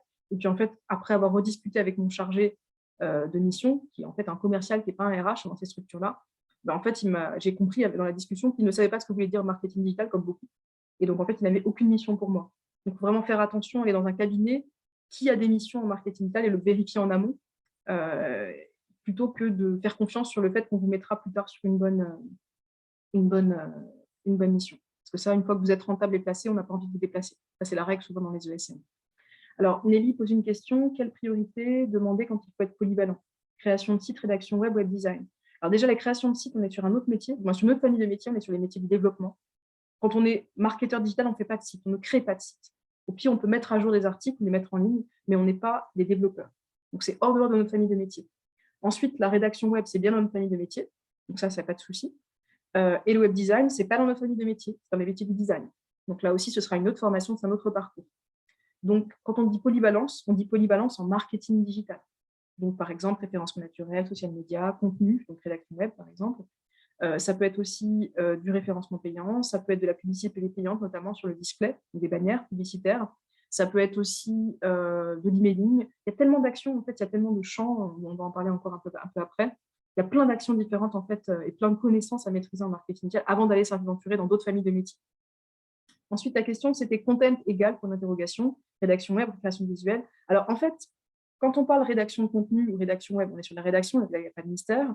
Par contre, quand on voit un poste de content manager, ça peut être le contenu au sens large du terme, ce que j'évoquais tout à l'heure. C'est-à-dire que ça peut être des visuels, ça peut être des vidéos, ça peut être du podcast et ça peut être de la rédaction web. Vous voyez? Donc, en fait, dans rédaction web, il y a rédaction d'articles et de livres blancs. Donc, en fait, il y a plusieurs formes de contenu. Donc, le poste peut être un peu plus large en termes de gestion de contenu. Ça ne veut pas dire que c'est à vous de faire les designs, on va dire, des créas. Hein. Vous pouvez travailler avec un studio graphique qui peut être en externe ou en interne. C'est-à-dire une entité qui va être composée en fait de graphistes ou de web designers qui vont faire les créas pour vous, mais c'est vous qui allez manager la partie content, donc tout ce qui est stratégique et demande et pilotage, et aussi planification pour tout ce qui est mise en ligne. Content égale acquisition de trafic. Oui et non. Oui, en effet, le contenu indirectement va forcément générer du trafic sur votre site, mais il y a des leviers qui sont, donc des types d'actions qui sont plus orientés encore vers l'acquisition de trafic. On va pouvoir en parler après. Donc, j'avance. L'expert SEO, bon, on en a parlé un peu du SEO, la Search Engine Optimization. Donc, j'optimise mon site, je le fais monter dans Google. Donc, ça, c'est très, très, très, très demandé parce que quelles sont les deux premières demandes de toute entreprise quand vous leur parlez de marketing digital? C'est 1, je vais être premier dans Google. 2, je vais être très visible, je vais faire de la viralité sur les réseaux sociaux. Donc, forcément, comme c'est la première chose qui vient à l'esprit des recruteurs, pas des recruteurs, mais en tout cas des entreprises, oui, c'est très demandé. Mais il y a quand même de plus en plus de profils compétents dessus.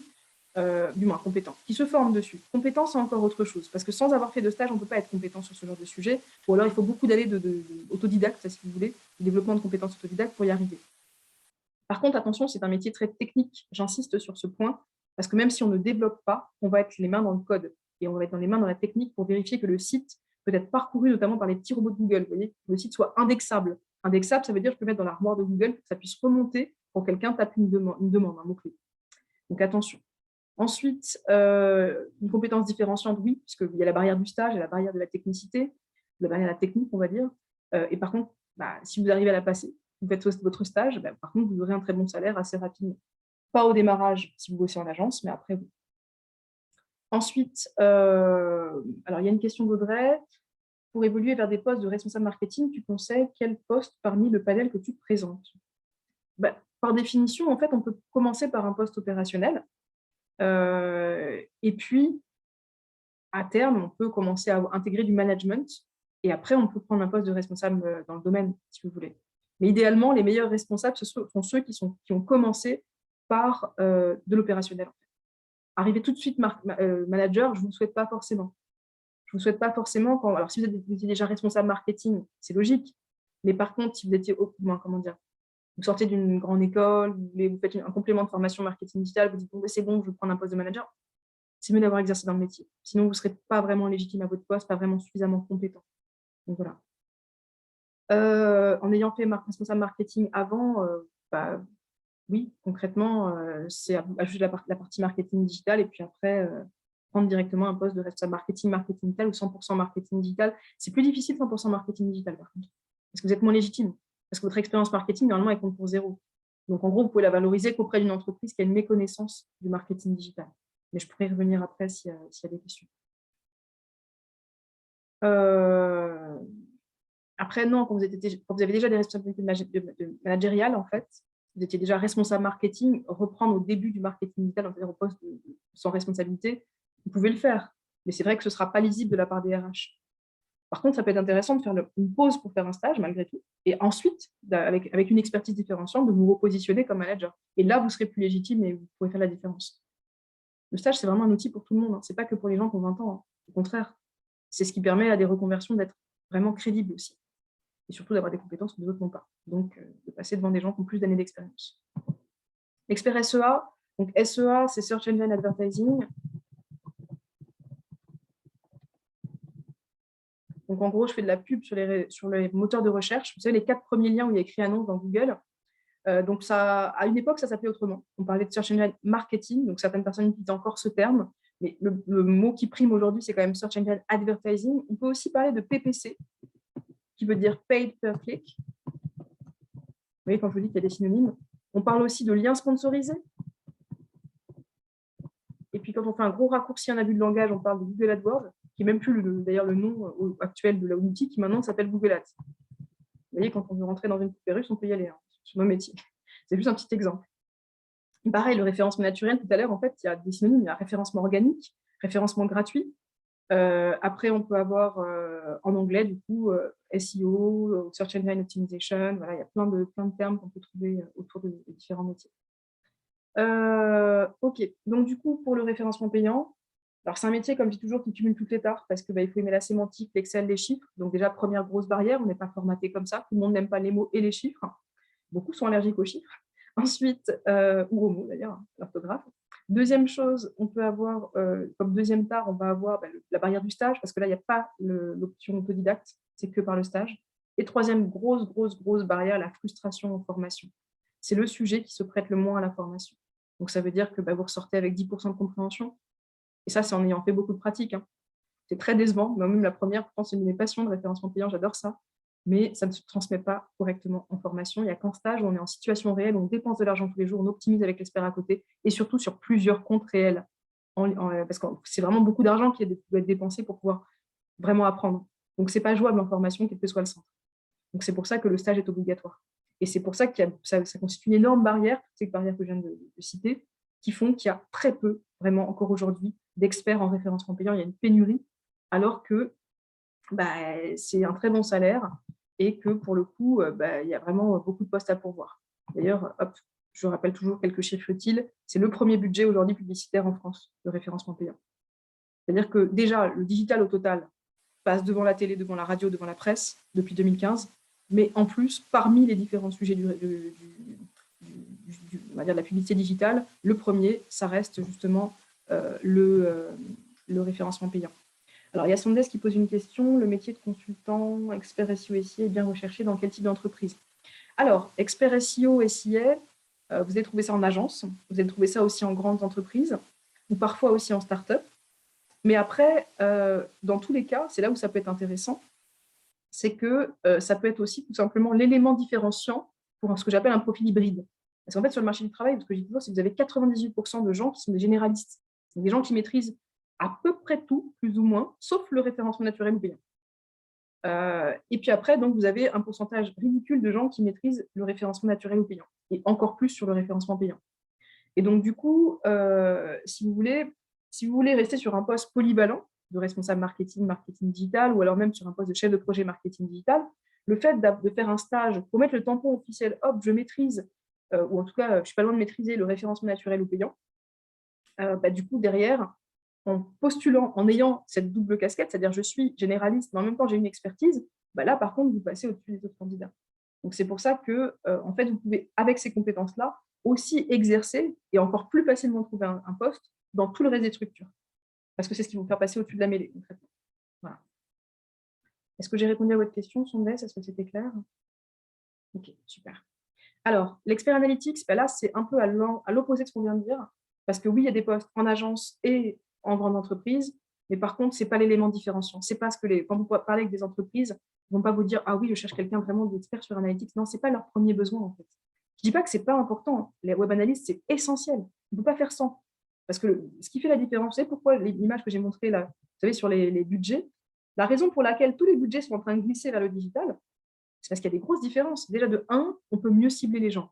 Alors oui, ok, il y a des problèmes de données, de confidentialité, il y a plein de petits sujets autour de ça, on pourrait en débattre, hein. Mais c'est notre capacité à cibler les prospects, beaucoup plus efficace, beaucoup plus précise, si vous voulez, qui va faire que les annonceurs vont plus facilement dépenser sur du digital que sur autre chose.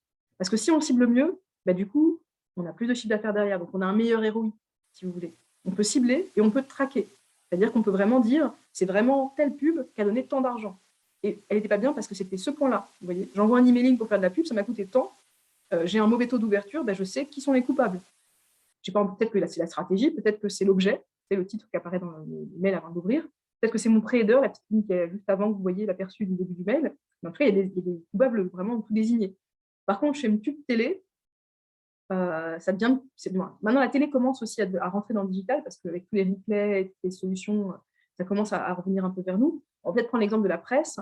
Quand on fait une pub dans la presse, c'est une dépense qui est ciblée un peu avec une grosse louche et pas traquable concrètement, sauf si on a un code promo exactement pour savoir que les gens venaient de là. Donc du coup, il y a une grosse différence et c'est ce qui fait qu'on a beaucoup plus de monde. Et donc du coup, pour revenir au sujet, le fait de traquer, c'est aussi la grosse différence du marketing digital, de pouvoir surveiller et d'avoir des vrais chiffres en fait, pour améliorer nos actions. Et donc, c'est aussi ce que peut amener l'expert analyste, l'expert analytics. Et donc, du coup, c'est une compétence clé, mais pour commencer, à moins de vouloir absolument rester en Île-de-France, je ne vous la recommande pas forcément. Sauf si vraiment c'est ce qui vous passionne. Dans ces cas-là, vous trouverez des postes. Hein. Mais c'est juste que vous avez beaucoup moins d'options après. Et quand on est en reconversion, c'est bien d'avoir plein d'options. Comme ça, vous affinez au fur et à mesure de votre carrière ce qui vous plaît ou ce vers quoi vous souhaitez aller. Là, ce sera un peu plus compliqué. C'est mieux de commencer, quitte à choisir par une expertise technique, commencer par le référencement naturel, puis ajouter l'analytics. Là, ce sera vraiment différenciant. Donc voilà, c'est un petit conseil, c'est un couple qui va très bien ensemble et qui derrière peut vraiment vous permettre de faire la différence. Et là, vous aurez des postes partout, même en province, même ailleurs. Voilà. Après, en province, c'est possible, mais dans ces cas-là, il faut avoir déjà une belle carrière et des clients qu'on emmène un peu et donc on continue en freelance d'où on veut. Ce qui est possible dans plein de métiers dans notre famille. Donc, métier très technique, tendance, parce qu'on parle beaucoup de data, mais c'est tendance dans les grosses boîtes et en Ile-de-France. Le plan de tagage, les plans de tagage sont vos meilleurs amis, puisque concrètement, vous devez, en gros, éditer des documents dans lesquels vous dites ce bout de code ira à tel endroit, à destination, bien sûr, du développeur qui va l'insérer, et qui vont permettre, derrière ces bouts de code, de donner des statistiques plus précises pour répondre aux besoins des équipes marketing digital, concrètement. Ça permet d'avoir des réponses pour mieux optimiser nos actions. Ensuite, il faut connaître le HTML, parfois un peu de JavaScript. Il y a une certification Google qui existe, tout comme pour Google Ads, j'en ai pas parlé. Donc, c'est important de les passer, ces certifications, même avant de faire une formation. Alors, c'est gratuit, vous pouvez la rater pour vous entraîner, puis la refaire après, si vous voulez. Mais il y a le centre de préparation des examens de Google qui peut être très utile pour ça. Voilà. Après, si vous avez un poste en tant que web analyste, vous aurez un très bon salaire, parce que c'est quand même très rare. Il n'y a pas beaucoup d'experts analytics. Alors, ce sont des synonymes, un web analyste, ou la web analyse, la web analytics, l'expert analytics, c'est la version anglaise, française, franglaise, tout ce qu'on peut trouver comme terme autour du poste. Il y a même la version data analyst, où parfois on pense que c'est la donnée qui vient, on va dire, de tous les 360, c'est-à-dire des magasins, du call center et du site, alors qu'en fait, c'est la donnée souvent web-centrique. Il y a beaucoup de data analystes qui ne maîtrisent que la donnée qui vient du web. Donc au final, ce ne sont pas les data analysts, ce sont des experts analytics. Mais beaucoup ont mis ce titre-là sur leur LinkedIn, alors qu'ils ne maîtrisent que la partie web. Voilà. J'avance. Les autres jobs, alors ce que je vous propose, c'est de faire un petit temps de questions-réponses. Est-ce que parmi les jobs que vous voyez ici, vous avez des questions? Comme ça, on prend le temps d'y répondre. Est-ce qu'il y a, par exemple, dans cette liste assez géante, vous avez des questions particulières, des métiers que vous ne connaissez pas aussi? Vous voulez que je vous explique? Non? Ça va? Tout est clair pour tout le monde? Au pire, Brand Content Manager. Brand Content Manager, la définition va dépendre des entreprises, mais on trouvera ce poste uniquement en grandes entreprises, pas dans les TPE, PME, dans la plupart des boîtes. Après, il va y avoir un peu tout ce qui est image de marque, bien évidemment, dans on va dire ce poste-là. Et les fiches de poste vont varier, si vous voulez. Des fois, ça va être un mélange on va dire, de l'image de marque, quels que soient les canaux. Et donc, du coup, c'est une personne qui va pouvoir centraliser les contenus indépendamment des canaux. Quand je dis canaux, c'est-à-dire que le canal est un site web, par exemple, mais ça peut être aussi des magasins. Donc, en fait, le Brand Content Manager peut aussi, si vous voulez, travailler en dehors du web. C'est peut-être la différence, justement, avec le Content Manager qui, lui, pour le coup, est vraiment concentré sur la partie digitale. Pour répondre à la question de Nelly, qui est un peu derrière après. Donc, honnêtement, c'est un poste sur lequel il faut vraiment analyser la fiche de poste pour vraiment savoir ce que ça va recouvrir, parce qu'il y a vraiment différentes définitions selon les entreprises. Comme je vous dis, ça c'est dû à mes connaissances, mais aussi tout simplement aux besoins propres de chaque entreprise, et par rapport aussi à son organisation, on va dire, individuelle. Ensuite, Sondez disait, si je comprends bien, le métier de responsable marketing regroupe SEO, SIA et tout le reste. Ça dépend en fait. Idéalement, dans une boîte, ils aimeraient pouvoir prendre quelqu'un qui fait tout. Maintenant, est-ce qu'il fera tout bien? Bien évidemment que non. Donc souvent, il va prendre la personne la plus polyvalente. Maintenant, il y a aussi quelque chose qu'il faut vraiment, une petite alerte que j'ai envie de vous faire, c'est que très souvent, on voit des postes SEO, SIA, sauf qu'en vrai, je connais vraiment personne, voire peut-être une personne peut-être dans toute ma carrière qui maîtrisait les deux. Donc en fait, on est souvent soit expert SEO avec quelques vagues connaissances de SEA, soit expert SEA avec quelques bases en SEO. On est rarement les deux en fait. Donc moi, ce que je vous conseille dans votre orientation, même quand vous faites un stage ou une alternance, pour ceux qui l'envisagent, c'est de choisir l'un ou l'autre, et puis avec les années de monter en compétence sur l'autre. Vous voyez, on est rarement les deux. Alors, Hélène me demandait, est-ce qu'il y a des formations de web merchandiser? J'en connais pas à ma connaissance, et puis en toute honnêteté, c'est pas un métier que je vous recommande. Alors, c'est horrible de vous dire ça, mais quand vous faites ça, vous ne faites pas autre chose. C'est-à-dire que si vraiment vous apprenez que le web merchandising, vous ne saurez pas faire de marketing digital en fait. C'est une toute petite, alors c'est vraiment une sous-partie, si vous voulez. Ça aurait pu être une tâche en fait du poste de responsable e-commerce ou de chef de projet e-commerce. Donc je l'ai mis là pour qu'on en discute, mais ça n'est pas ce que je vous recommande comme orientation. Je connais notamment des web merchandisers qui ont fait leur reconversion en venant chez nous pour être plus large et pouvoir prétendre à d'autres postes. Donc le but, c'est pas de s'enfermer quand on fait une formation ou quand on fait une reconversion. Et là, c'est vraiment vous vous enfermeriez, voilà, en toute franchise. Après, ça peut être fun, mais dans ces cas-là, au pire, faites quelque chose de plus large et ne restez pas trop longtemps sur le poste, parce que sinon, une fois que vous avez l'étiquette, vous aurez du mal à en ressortir. Oui, il faut de la vitamine C et de l'aspirine. Bienvenue chez nous. C'est avec ça qu'on joue tous les jours, Hicham. Ensuite, qu'est-ce que je voulais vous dire? Alors oui, pour ceux qui ne savent pas ce que c'est que le web merchandising, concrètement, un e-commerce a besoin de vivre. C'est un peu comme un magasin. Ça veut dire qu'il y a des têtes de gondole, il y a des éléments à mettre en avant, c'est de la stratégie business, la stratégie aussi en termes de produits d'appel. Il y a tout ce qu'on appelle les espaces de mise en avant. Par exemple, vous savez, le slideshow, là, le carrousel qui est sur la page d'accueil. Et ça aussi, ça s'anime. En fait, il y a plein d'éléments à animer. C'est aussi penser à tout ce qui est cross-selling, c'est-à-dire que quand vous allez chez McDo, vous avez pris un Big Mac, on vous vend la glace. Et ça, c'est du cross-selling, c'est des éléments complémentaires. Donc, tout ce travail-là, en fait, d'optimisation de l'expérience et surtout d'optimisation du panier moyen, c'est-à-dire combien les gens vont acheter à chaque achat, à chaque transaction, ça, concrètement, c'est partie du job du web merchandiser. Maintenant, MediaTrader, alors là, vous allez trouver ça notamment dans les trading desks. Les trading desks, en fait, ce sont des structures qui sont nées, on va dire, après les années 2010. C'est l'arrivée un peu du RTB. Alors là, je rentre dans les sujets un peu techniques, mais en gros, c'est du real-time bidding. En fait, ce sont des enchères en temps réel pour des espaces publicitaires avec plein de couches technologiques. Je ne vais pas rentrer dans tout le vocabulaire aujourd'hui, ce serait un cours à part entière. Hein. C'est une journée chez nous en bootcamp. Donc voilà, je ne vais pas le faire aujourd'hui. Mais en gros, vous allez faire du trading, mais sur du marketing digital, si vous voulez. Donc c'est un poste avec un peu de commercial et beaucoup de connaissances marketing digital. Et vous êtes sur des sujets en fait de l'acquisition payante via de la publicité, que ça peut être vidéo, ça peut être bannière, mais avec vraiment une grosse couche algorithmique et une bonne dose de technique, on va dire, en termes d'outils, mais différente. On n'est pas sur du code, là, on est sur autre chose. Voilà. Ensuite, qu'est-ce que je voulais vous dire? Il y avait une question. Account manager en régie. En fait, la version sans la partie un peu algorithme, etc., dont je viens vous parler, c'est tout simplement vous travaillez dans une régie. Une régie, c'est quoi? Une régie va avoir des clients qui vont être des sites qui vivent en fait de la pub. Et donc, du coup, elles ont besoin d'intermédiaires pour trouver les gens qui veulent acheter des espaces pour mettre leur pub. Vous voyez, c'est un peu une sorte d'intermédiaire qui met en relation ceux qui ont en gros des espaces de panneaux publicitaires sur les sites web, si je simplifie, et ceux qui ont besoin de faire de la pub.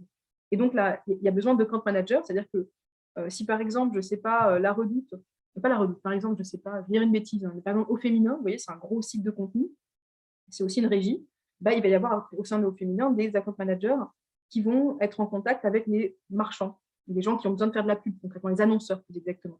Et donc, bah, vous allez être la relation commerciale qui va proposer régulièrement des produits, donc, qui va faire de la stratégie digitale, qui va être en conseil auprès du client et qui va faire du reporting. Et voilà. En gros, c'est reporting, conseil, négociation commerciale. Donc, souvent, ce sont des personnes issues du commercial qui vont très vite trouver leur place dans ces postes-là, mais pas que.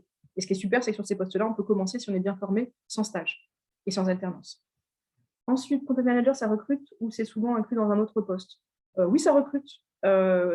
Mais c'est vrai que ça ne porte pas souvent exactement ce terme-là. Souvent, on va avoir le terme plus souvent de rédacteur web. On va bien vérifier la fiche de poste. Mais oui, il y a des besoins sur les content managers. Après, ce titre de poste-là, on le trouvera plus en grande entreprise ou en agence. La certification NAIAS en marketing digital, c'est pour quel métier à la clé? En fait, c'est une boîte à outils. Vous aurez été formé, on va dire, à 100% sur les sujets du marketing digital sur lesquels c'était possible. Et il y a 3 sujets sur lesquels ce n'est pas possible à 100%, qui vont être justement le référencement naturel, le référencement payé analytics, où là, il y aura un pourcentage atteint, c'est-à-dire qu'on vous met au bord du terrain, on vous fait tout ce qui est possible en fait en formation sur ces sujets, et le reste qui manquera, ce sera aller sur le terrain. Parce que sur ces expertises-là, on ne peut pas faire autrement. J'essaie de répondre à la question, mais le but, ce n'est pas de faire trop de pub pour Maya, c'est plutôt de vous renseigner. Voilà. Audrey pose la question, expert SMA, traffic manager, affiliate manager, quelle différence? Alors, l'expert SMA, c'est social media advertising, donc il ne fait que de la pub sur les réseaux sociaux.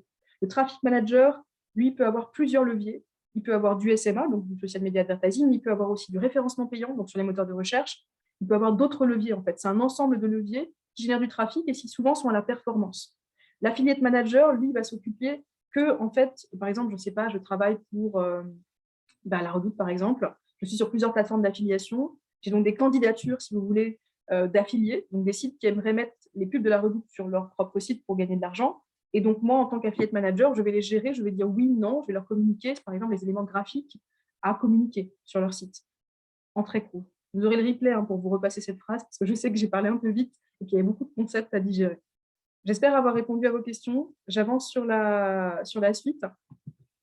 Hop, donc l'environnement de travail, on en a parlé un peu hier déjà. Je vais essayer de revenir dessus rapidement pour ceux qui n'étaient pas là hier. Donc concrètement, vous pouvez travailler, c'est un annonceur. Donc par exemple, comme La Redoute, c'est un annonceur, il a besoin de faire de la pub pour vendre avec une agence. Quand il y a une agence, votre poste, il va être beaucoup moins riche parce que l'agence va piloter, on va faire pour vous et vous allez pseudo-piloter, si vous voulez. Et souvent, quand on a beaucoup d'agences dans un poste, ce n'est pas très intéressant parce que on pilote des agences et on se fait plutôt piloter qu'autre chose. Donc, ce n'est pas ce qu'il y a de plus passionnant. C'est pour ça que je parle de gestion limitée des leviers et d'une évolution des compétences très faible. Après, quand on a beaucoup d'agences, souvent, c'est qu'on n'a pas l'expertise en interne aussi. Et après, du coup, on est plutôt un chef de projet, c'est-à-dire qu'on pilote les différents acteurs plutôt qu'un vrai acteur des actions. Il faut voir la part de ce qui est confié à l'agence. Par contre, quand il n'y a pas d'agence, là, c'est un peu freestyle, c'est le Far West. On peut avoir tout et n'importe quoi à faire quand on est chez un annonceur sans agence. Alors, ça peut être super riche, au moins on ne s'ennuie pas. Parfois, on se sent un peu dépassé quand même. On aimerait avoir quand même des guides, mais qu'on n'a pas. Donc, c'est pour ça qu'on évolue, mais on n'évolue pas tant que ça non plus en termes de compétences, parce qu'on est un peu lâché tout seul. Et il n'y a pas toujours les expertises en agence. Ça dépend. Si c'est un annonceur avec des experts en interne, ça peut être super. Mais un annonceur sans agence, sans expert, bon courage. C'est passionnant, mais vous allez vous sentir un peu dans le flou à des moments. Donc, ce sont des questions qu'on peut poser en entretien. Si on cherche une question intelligente à la fin pour voir comment est structurée l'entreprise et son fonctionnement avec le digital. Après, polyvalence des tâches, bien sûr, parce que vous avez tout à faire. Vous êtes monsieur, madame web souvent. Et puis, vous gérez réellement les leviers. Donc, c'est ça qui peut être pas mal, quoi. Après, voilà, dans les grandes entreprises, bien évidemment, que la polyvalence, on l'a pas en termes de tâches réelles. Ensuite, dans les agences, c'est le seul endroit où vous continuerez de vous former. Donc oui, ils ne vous payent pas pas bien, pardon, franchement, mais ils continuent de vous former. Donc bon, quelque part, ça vous évite des formations que vous aurez payées ailleurs, ou je ne sais pas. En tout cas, l'agence, c'est le bon endroit pour apprendre. Il y a une dimension de gestion de projet parce qu'on doit gérer plusieurs acteurs, bien évidemment, aussi bien des clients que des personnes en interne. Il y a une dimension commerciale parce qu'on doit gérer des clients. Donc ça aussi, c'est une partie assez importante. Il y a plus de problématiques qu'on voit parce que forcément, on gère plusieurs comptes, plusieurs univers sémantiques. C'est-à-dire qu'en gros, on va avoir des clients peut-être sur de la mode, d'autres sur de la santé, des trucs complètement différents. Donc, ça peut être hyper enrichissant de plonger comme ça dans différents secteurs. Et par contre, c'est une organisation qui empêche la polyvalence dans les vraies agences.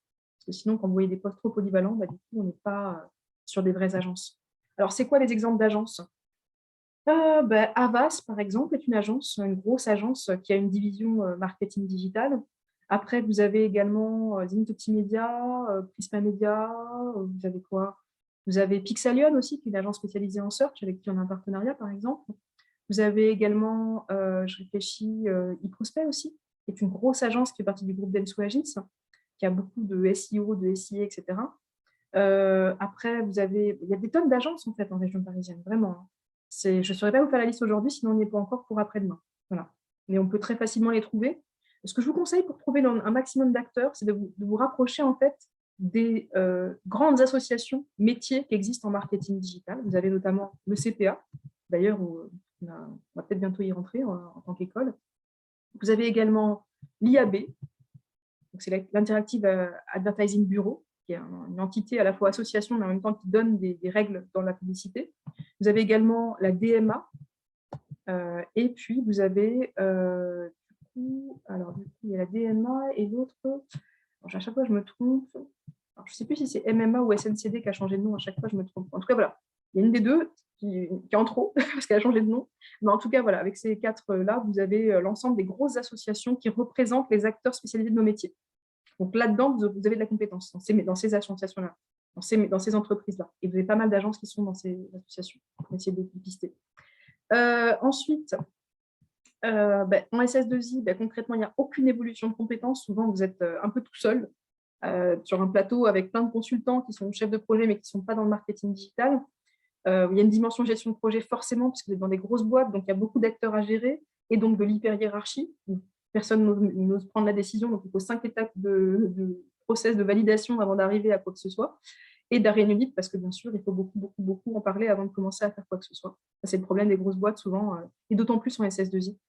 On va dire les grosses boîtes pour lesquelles on va être en SS2I, passé par la SS2I ou l'ESN. Et puis après, donc, la polyvalence, nous, il n'y en a pas, parce qu'on est vraiment limite dans le Fordisme, vous savez, avec vraiment une toute petite tâche. Je sais qu'il y a des gens qui étaient responsables des formulaires que sur les mobiles, par exemple, vous voyez, dans les postes de gestion de projet.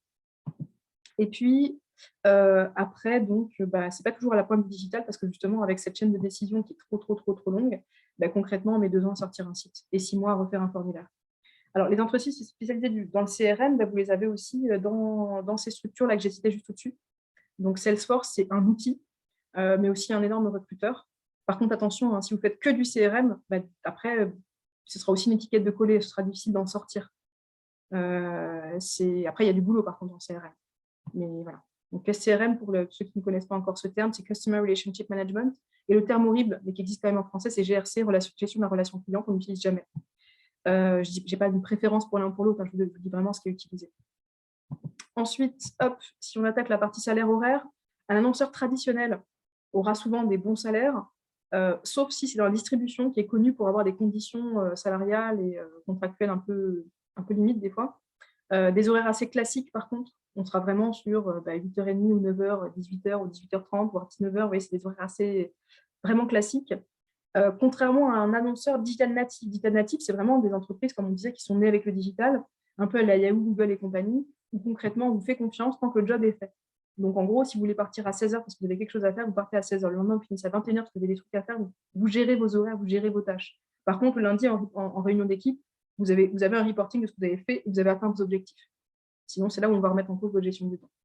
Et les salaires sont à la hauteur des compétences, puisque généralement, ils connaissent les compétences métiers. Alors, par contre, attention, même si les agences connaissent la valeur des compétences, comme je disais, elles sont réputées pour payer moins cher, donc souvent 10 cas en moins. Il y a quelques exceptions, hein, je connais des agences qui payent très bien, mais je n'en connais pas des masses non plus. Souvent, on va être au démarrage sur des salaires très bas. Ça peut être par exemple du 25K, du 24-25K, ce qui n'est pas du tout énorme. Mais on peut par contre très vite emmagasiner de la connaissance, de l'expérience. Et donc derrière, quand on change de société, on fait un gros gap en fait, salarial quand on sort d'une agence. Donc on perd au démarrage, mais on rattrape vite après. Par contre, bien sûr, si vous avez des enfants, c'est compliqué parce qu'on a forcément des obligations d'aller chercher à la crèche, à l'école, ou alors des activités diverses et variées extrascolaires. Et donc, je connais des agences, par exemple, où des fois, alors c'est pas tout, hein, c'est un peu cliché, mais en tout cas, il faut s'y préparer parce qu'il y en a, c'est comme ça. Il faut être content qu'à 21h, on vous paye le champagne et la pizza, quoi. Alors que vous auriez aimé être avec vos enfants et les coucher.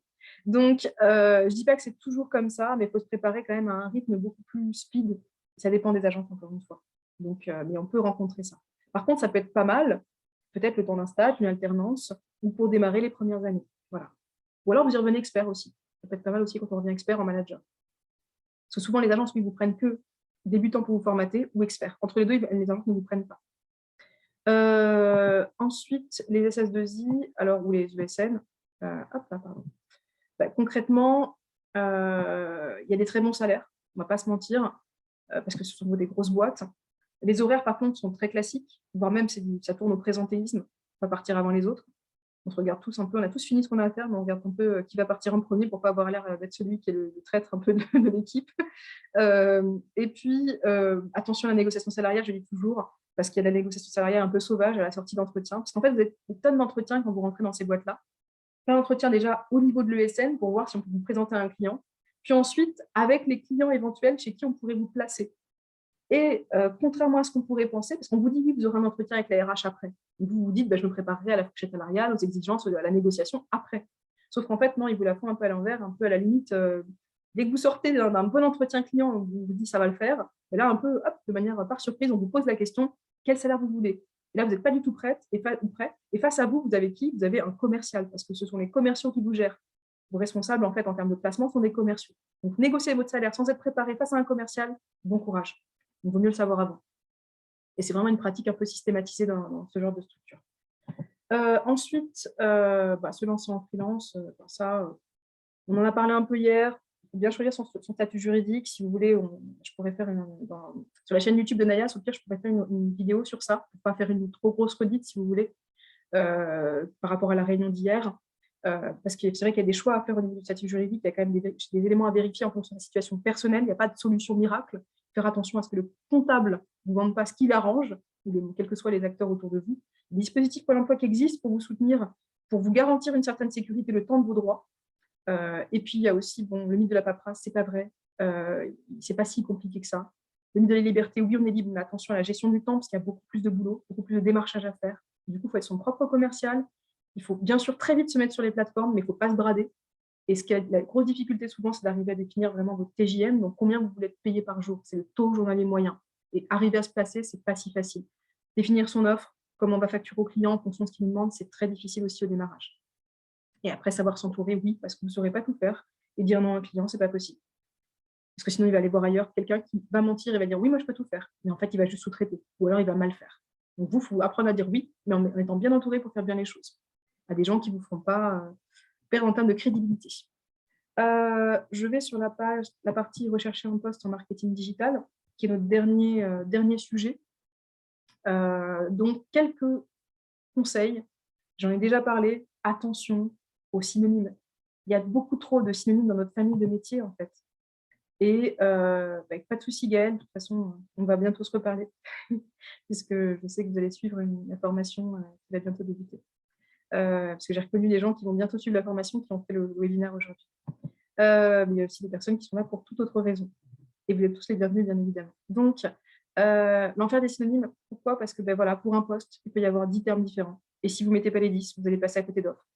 Et puis, de toute façon, aussi, vous risquez d'avoir des soucis. Les synonymes, ce n'est pas que pour ça. C'est aussi pour la version française-anglaise.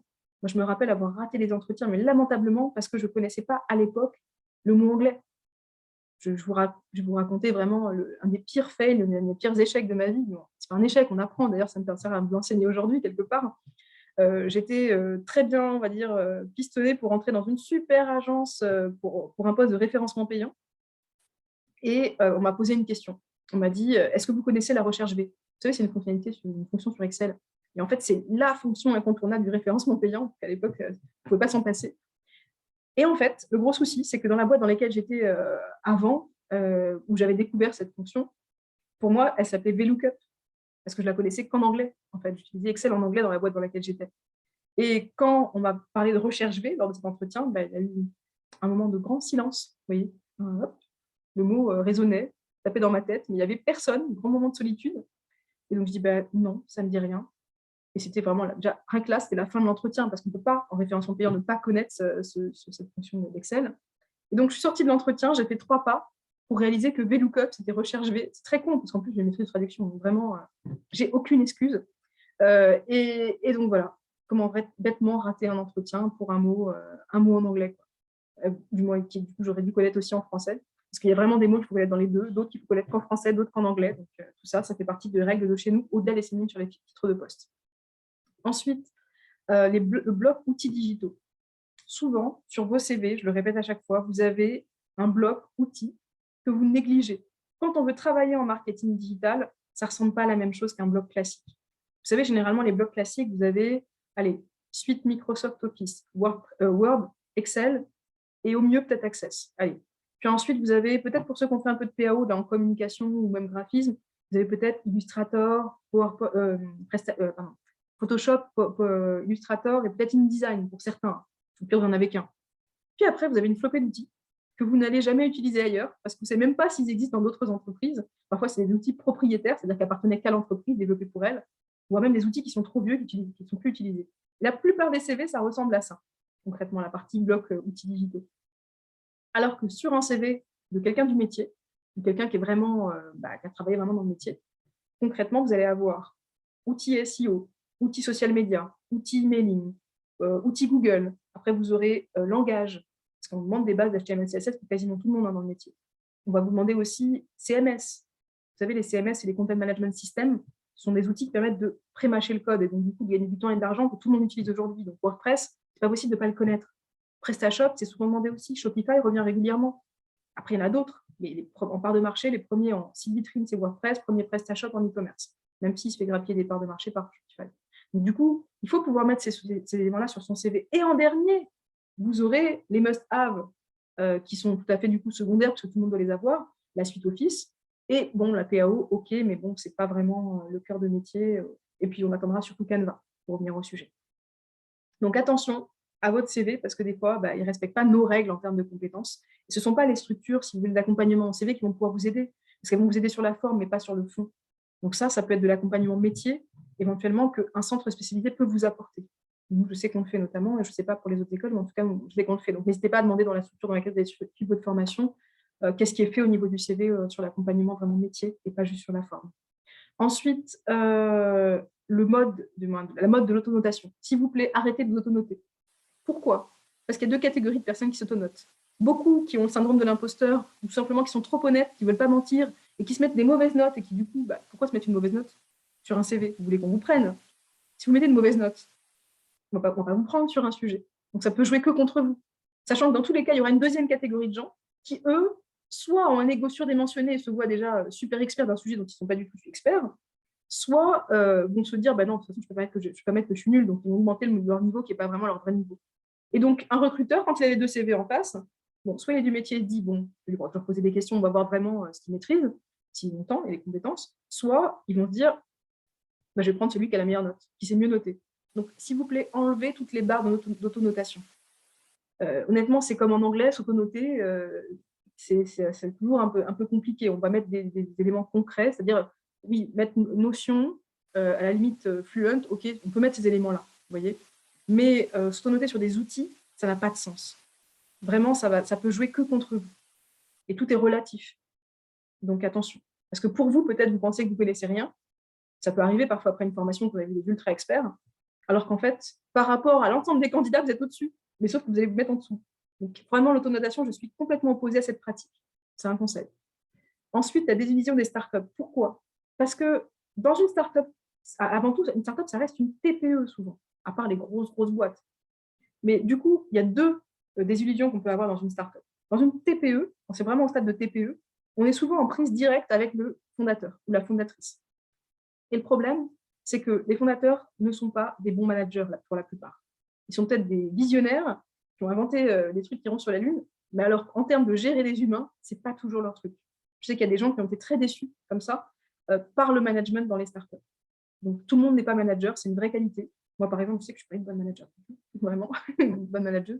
Donc du coup, voilà, attention, parce qu'on peut être déçu par le management. Deuxième point, les startups ont tendance souvent à lever des fonds, à beaucoup investir sans être sûr de devenir rentable. Parfois, vous savez, on entend des grosses entreprises qui, 10 ans après, enfin rentables. Tout le monde ne tient pas jusque-là. On n'entend pas parler de toutes les startups qui se cassent la figure, au bout de même pas 1 an ou 2 ans, qui ont fait des levées de fonds et qui n'ont pas pu assurer derrière. Donc, ça veut dire que si vous choisissez une startup, si vous vraiment vous avez, je ne sais pas, ça dépend des caractères, il y en a qui adorent les aventures et qui sont persuadés qu'une vie est faite de plein d'aventures professionnelles et que de toute façon, ok, c'est fini là, on va se réinventer demain, c'est super, c'est un nouvel horizon qui s'ouvre. Mais tout le monde n'a pas cette vision. Il y a des gens qui ont envie de sécurité. Donc, si vous voulez la sécurité de l'emploi, une startup, c'est un risque. Parce qu'elle peut, du jour au lendemain, mettre la clé sous la porte et vous licencier économiquement. Parce qu'elle a parié sur un avenir qui n'était pas encore bien ficelé. C'est souvent ça, une startup. L'option du freelance, c'est pas mal d'y penser. N'y pensez pas trop tôt non plus. Ce que je recommande toujours, c'est de commencer par travailler un peu dans le domaine, au minimum, si vous voulez, à minimum un stage, mais ne partez pas comme ça juste après une formation en freelance. Je ne dis pas que c'est toujours impossible, après ça dépend surtout des formations. Mais voilà, en plus, formation scolaire derrière freelance égale catastrophe.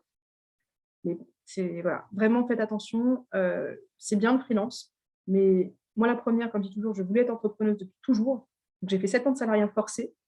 Avec le recul, j'en tire d'énormes bénéfices et je m'en sers encore au quotidien. Donc vraiment, c'est pas mal de passer par le salariat avant d'aller vers le freelance. Et puis attention, hein, c'est pas dit que vous aimerez ça. Moi, je sais que j'aime pas le freelance. J'aime pas faire consultante en freelance, pas du tout. Ça me fait plein de patrons. Donc, j'ai pas quitté le salariat pour avoir plein de patrons. Moi, ce que j'aime vraiment, c'est entreprendre, c'est encore autre chose. Mais bon. Et puis après, j'ai découvert que c'était même pas entreprendre, c'est créer. C'est-à-dire que même la gestion de l'entreprise, c'est pas ce qui me passionne le plus. Ce qui me passionne le plus, c'est créer des concepts et lancer, les voir naître. Mais bon, chacun a son chemin professionnel qui l'amènera vers sa destination.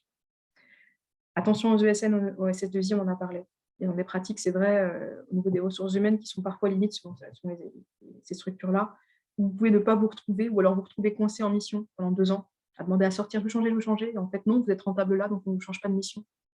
Donc, l'idée, c'est dès le démarrage, négocier le bon salaire, le bon poste. Comme ça, au moins, vous partez. Quand vous partez, c'est pour aller ailleurs, au pire. Au pire, vous pourrez qu'avoir... vous êtes déjà dans une situation qui vous convient. N'acceptez pas du temporaire en espérant qu'on vous change de mission ou qu'on vous augmente. Et négociez bien le salaire dès le démarrage. Voilà. Bon, je suis très bavarde. Peut-être que vous avez des questions. La place de l'anglais dans ces métiers présentés aujourd'hui. Alors, des termes anglais pollueront votre quotidien, ou alors égaieront, selon si vous aimez l'anglais ou pas. Est-ce qu'il faut parler anglais pour travailler dans ces métiers? Non. Il y a plein de structures qui ont un scope, vraiment un périmètre 100% français. Et donc, vous pouvez rester sur « je maîtrise le français », avec beaucoup de franglais pour le vocabulaire de votre métier. C'est-à-dire que vous avez un jargon à maîtriser qui est incontournable. Vous voyez, ça, il n'y a pas le choix. Il y a beaucoup de franglais dedans ou alors de l'anglais, mais pas des phrases. On parle de mots à connaître. Donc, il n'y a rien d'insurmontable, même pour des anglos, on va dire allergiques allergiques à l'anglais. Donc, en gros, il faut maîtriser le jargon, mais l'anglais, dans la plupart des postes, n'est pas forcément nécessaire. Après, si vous maîtrisez les langues, il y aura des structures qui sont très contentes de pouvoir vous utiliser sur plusieurs marchés. Mais attention, ça a ses limites, parce que ce n'est pas parce qu'on parle une langue qu'on maîtrise les codes du marché. Et maîtriser les codes du marché en marketing digital est essentiel. C'est pour ça que souvent, une entreprise aura soit une agence qui a des antennes dans plusieurs pays, soit directement des agences différentes dans chaque pays. Donc, en fait, la dimension internationale va surtout dépendre de l'entreprise dans laquelle vous allez travailler. Donc, ça n'est pas une nécessité absolue. Il faut juste comprendre le franglais du marketing digital. Parce que pour les métiers du marketing études, l'anglais était nécessaire et une barrière. Je comprends. Mais dans nos métiers, pas forcément. Après, c'est vrai que ça peut être utile, par contre, pour la veille.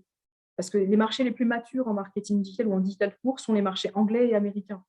Et c'est vrai qu'il y a parfois des newsletters, des informations à jour, notamment en référence naturelle, qui viennent souvent des États-Unis.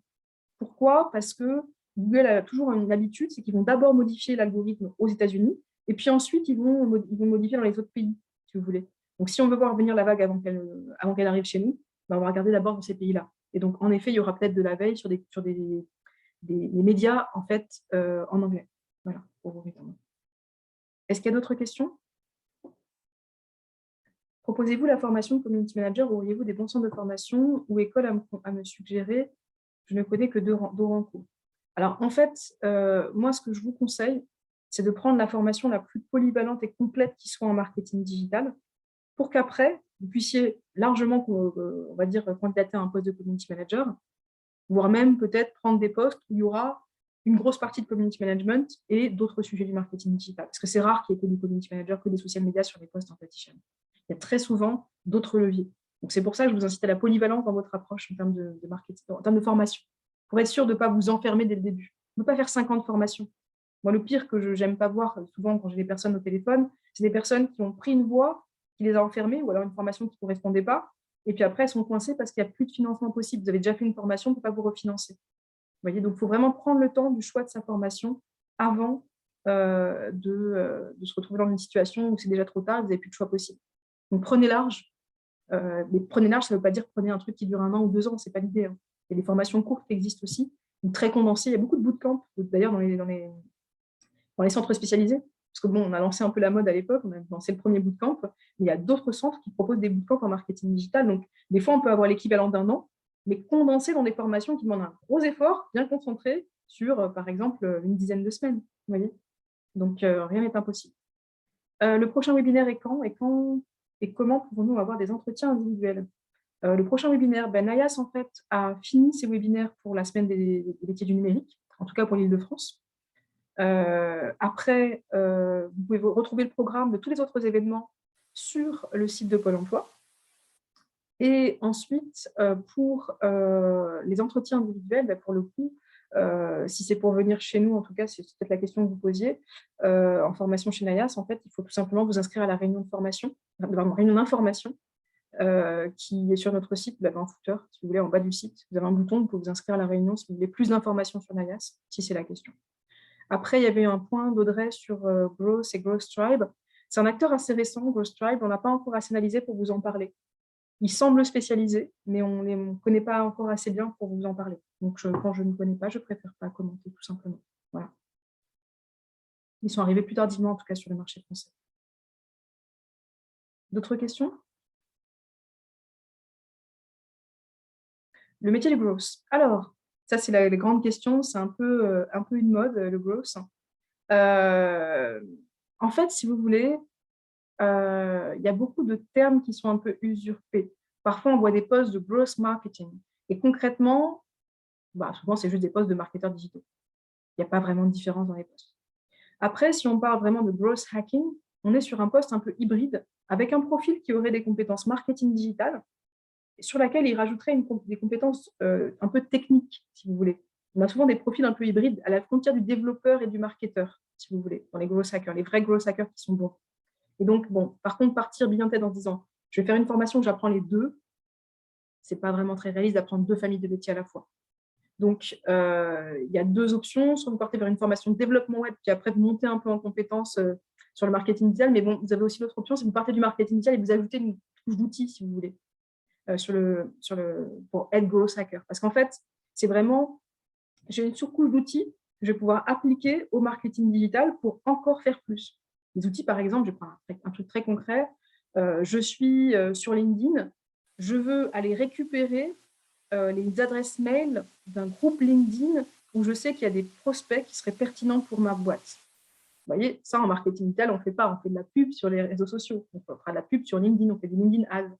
Mais un growth hacker va connaître un outil qui va être par exemple Phantom Buster, qui va pouvoir programmer le fait d'aller automatiquement, si vous voulez, scraper, c'est-à-dire récupérer un peu techniquement toutes ces adresses-là pour les mettre dans un fichier pour les exploiter après. Donc en fait, c'est plein de petites astuces parce qu'en fait, le growth hacking, c'est avant tout un état d'esprit, en fait, au-delà de compétences. Parce que le growth hacking, c'est vraiment connaître tous les petits outils qui vont venir justement vous faciliter la vie et vous permettre de hacker un peu la croissance et de pouvoir faire des actions plus efficaces encore. Vous voyez, c'est une sorte de surcouche sur le marketing digital. Moi, en tout cas, c'est comme ça que je le vois. Donc, c'est vrai que connaître le marketing digital, c'est déjà la base avant tout. Et puis après, vous pouvez peut-être faire un élément, peut-être une semaine ou un surplus de formation autour du growth hacking pour vraiment… je ne pense même pas que ça fasse une semaine en toute franchise, mais en tout cas, un surplus peut-être d'1 ou 2 jours où là, vous apprenez plein d'outils propres au growth hacking. Parce que le propre du growth hacking, et c'est là où c'est très frustrant, c'est tout ce qui a déjà marché avant, marche plus aujourd'hui. Il faut toujours innover sur ce qu'on va utiliser, à part les outils, bien sûr, dont je vous parlais, qui va toujours être exploité. Il n'y en a pas non plus des masses et des masses. Donc, pas besoin de prendre un programme qui est totalement… C'est souvent une étiquette marketing en fait, qu'on met sur les programmes en disant growth hacking. Parce que quand on regarde, il y a beaucoup de marketing digital souvent dedans. Que pensez-vous de Doranco? Je ne peux pas parler comme ça d'autres centres. Je ne vais pas être en porte-à-faux.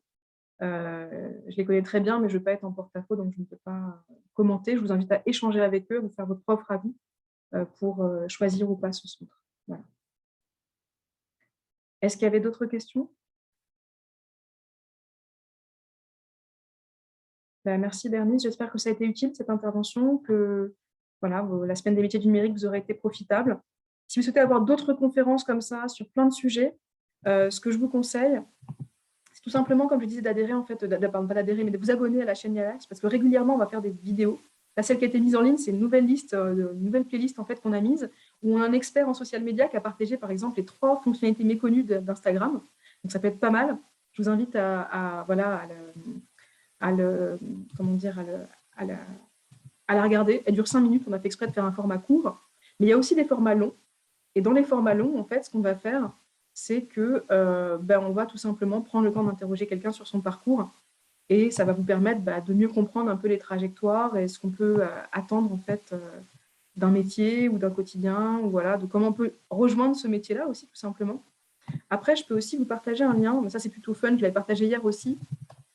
C'est un test de personnalité un peu, vous savez, qu'on trouve sur les magazines, mais qu'on avait fait un peu sérieusement sur les métiers du marketing digital. Et comme ça, si vous voulez aller voir à quel métier vous correspondez, ça peut être un moyen de creuser la question. Alors, il n'y a que 5 métiers, parce qu'il y a des traits de personnalité qui sont très marqués en fait, dans ces 5 métiers. Et donc, on a mis des réponses qui collent en fait, à ces métiers-là. Mais on les a tournés vraiment d'une manière personnalité.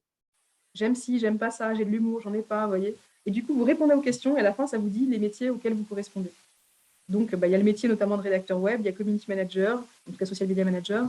Vous avez le métier aussi de camp manager, donc là plus autour du commercial.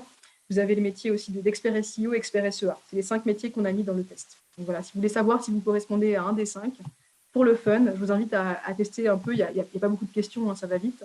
Mais au moins, vous aurez une petite idée en termes de caractère, de ce à quoi vous correspondez. En tout cas, voilà. Il y avait une question aussi, Lisa. Une formation en quelle durée? Là, je vous invite à aller voir le site peut-être, parce que le but, c'est pas, comme je disais, de faire trop la pub de Naias. Mais on est en tout cas, en plus, on a plein de durées différentes selon vos contraintes. On a du bootcamp, on a du semi-intensif, on a du présentiel, du blended learning. Il y a plein de choses en fait. On fait que du marketing digital, nous, vraiment, sous toutes ses coutures, sous toutes ses formes, tous les formats, en gros, pour résumer.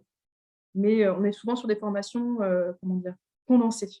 Donc, on n'est pas sur des formations, sauf si vous êtes salarié, vous ne pouvez pas venir en formation. On va être sur des formations vraiment assez condensées, voilà, pour essayer d'optimiser. Est-ce que c'est pris en charge par Pôle emploi? Oui, ça peut l'être. En effet, on a beaucoup de personnes qui ont été financées par Pôle emploi, mais bon, ça, on verra au cas par cas. Si vous avez des questions sur Naias, ce que je vous invite à faire, vraiment, je peux vous partager le lien, comme ça, ce sera plus simple, parce que je vois qu'il y a plein de questions sur le sujet. Je vais vous partager le lien, en fait, pour vous inscrire aux réunions, si vous voulez faire une réunion d'information. Ce sera le meilleur moyen d'avoir réponse à toutes vos questions. Hop, je le récupère et je vous le donne. Comme ça, au moins, je ne veux pas vous laisser sans réponse. Hop. Justement, si vous n'êtes pas sûr de pouvoir tenir le rythme d'un bootcamp, vous avez le semi-intensif, mais ça dépendra aussi de votre statut. Parce que vous savez que Pôle emploi, notamment dans le cadre de financement, alors ça dépend des financements, mais je sais que notamment dans le cadre d'une AIF, ce qu'on appelle l'aide individuelle à la formation, vous avez forcément un rythme minimum de 20 heures en fait, par semaine de formation. Donc, ça dépendra de plein de choses. Mais on pourra en reparler en réunion d'information si vous voulez. En tout cas, je vous souhaite une très belle journée. Peut-être à bientôt pour ceux que je vais rencontrer, peut-être en formation qui sont déjà inscrits, ou ceux peut-être qui vont se renseigner ou me poser des questions, il n'y a pas de souci. Vous pouvez me poser des questions sans pour autant vouloir venir chez nous, il n'y a pas de souci. Avant tout, j'ai ma casquette du métier et ma passion que j'ai envie de vous partager et de répondre à vos questions, parce que je sais qu'il n'y a pas beaucoup de monde qui peut vraiment répondre à vos questions, qui se donne le temps de le faire. Donc voilà. Le contact le plus simple, ça peut être par LinkedIn. Vous pouvez également me contacter sur LinkedIn si besoin. Hop, je remets mon prénom et mon nom si vous voulez.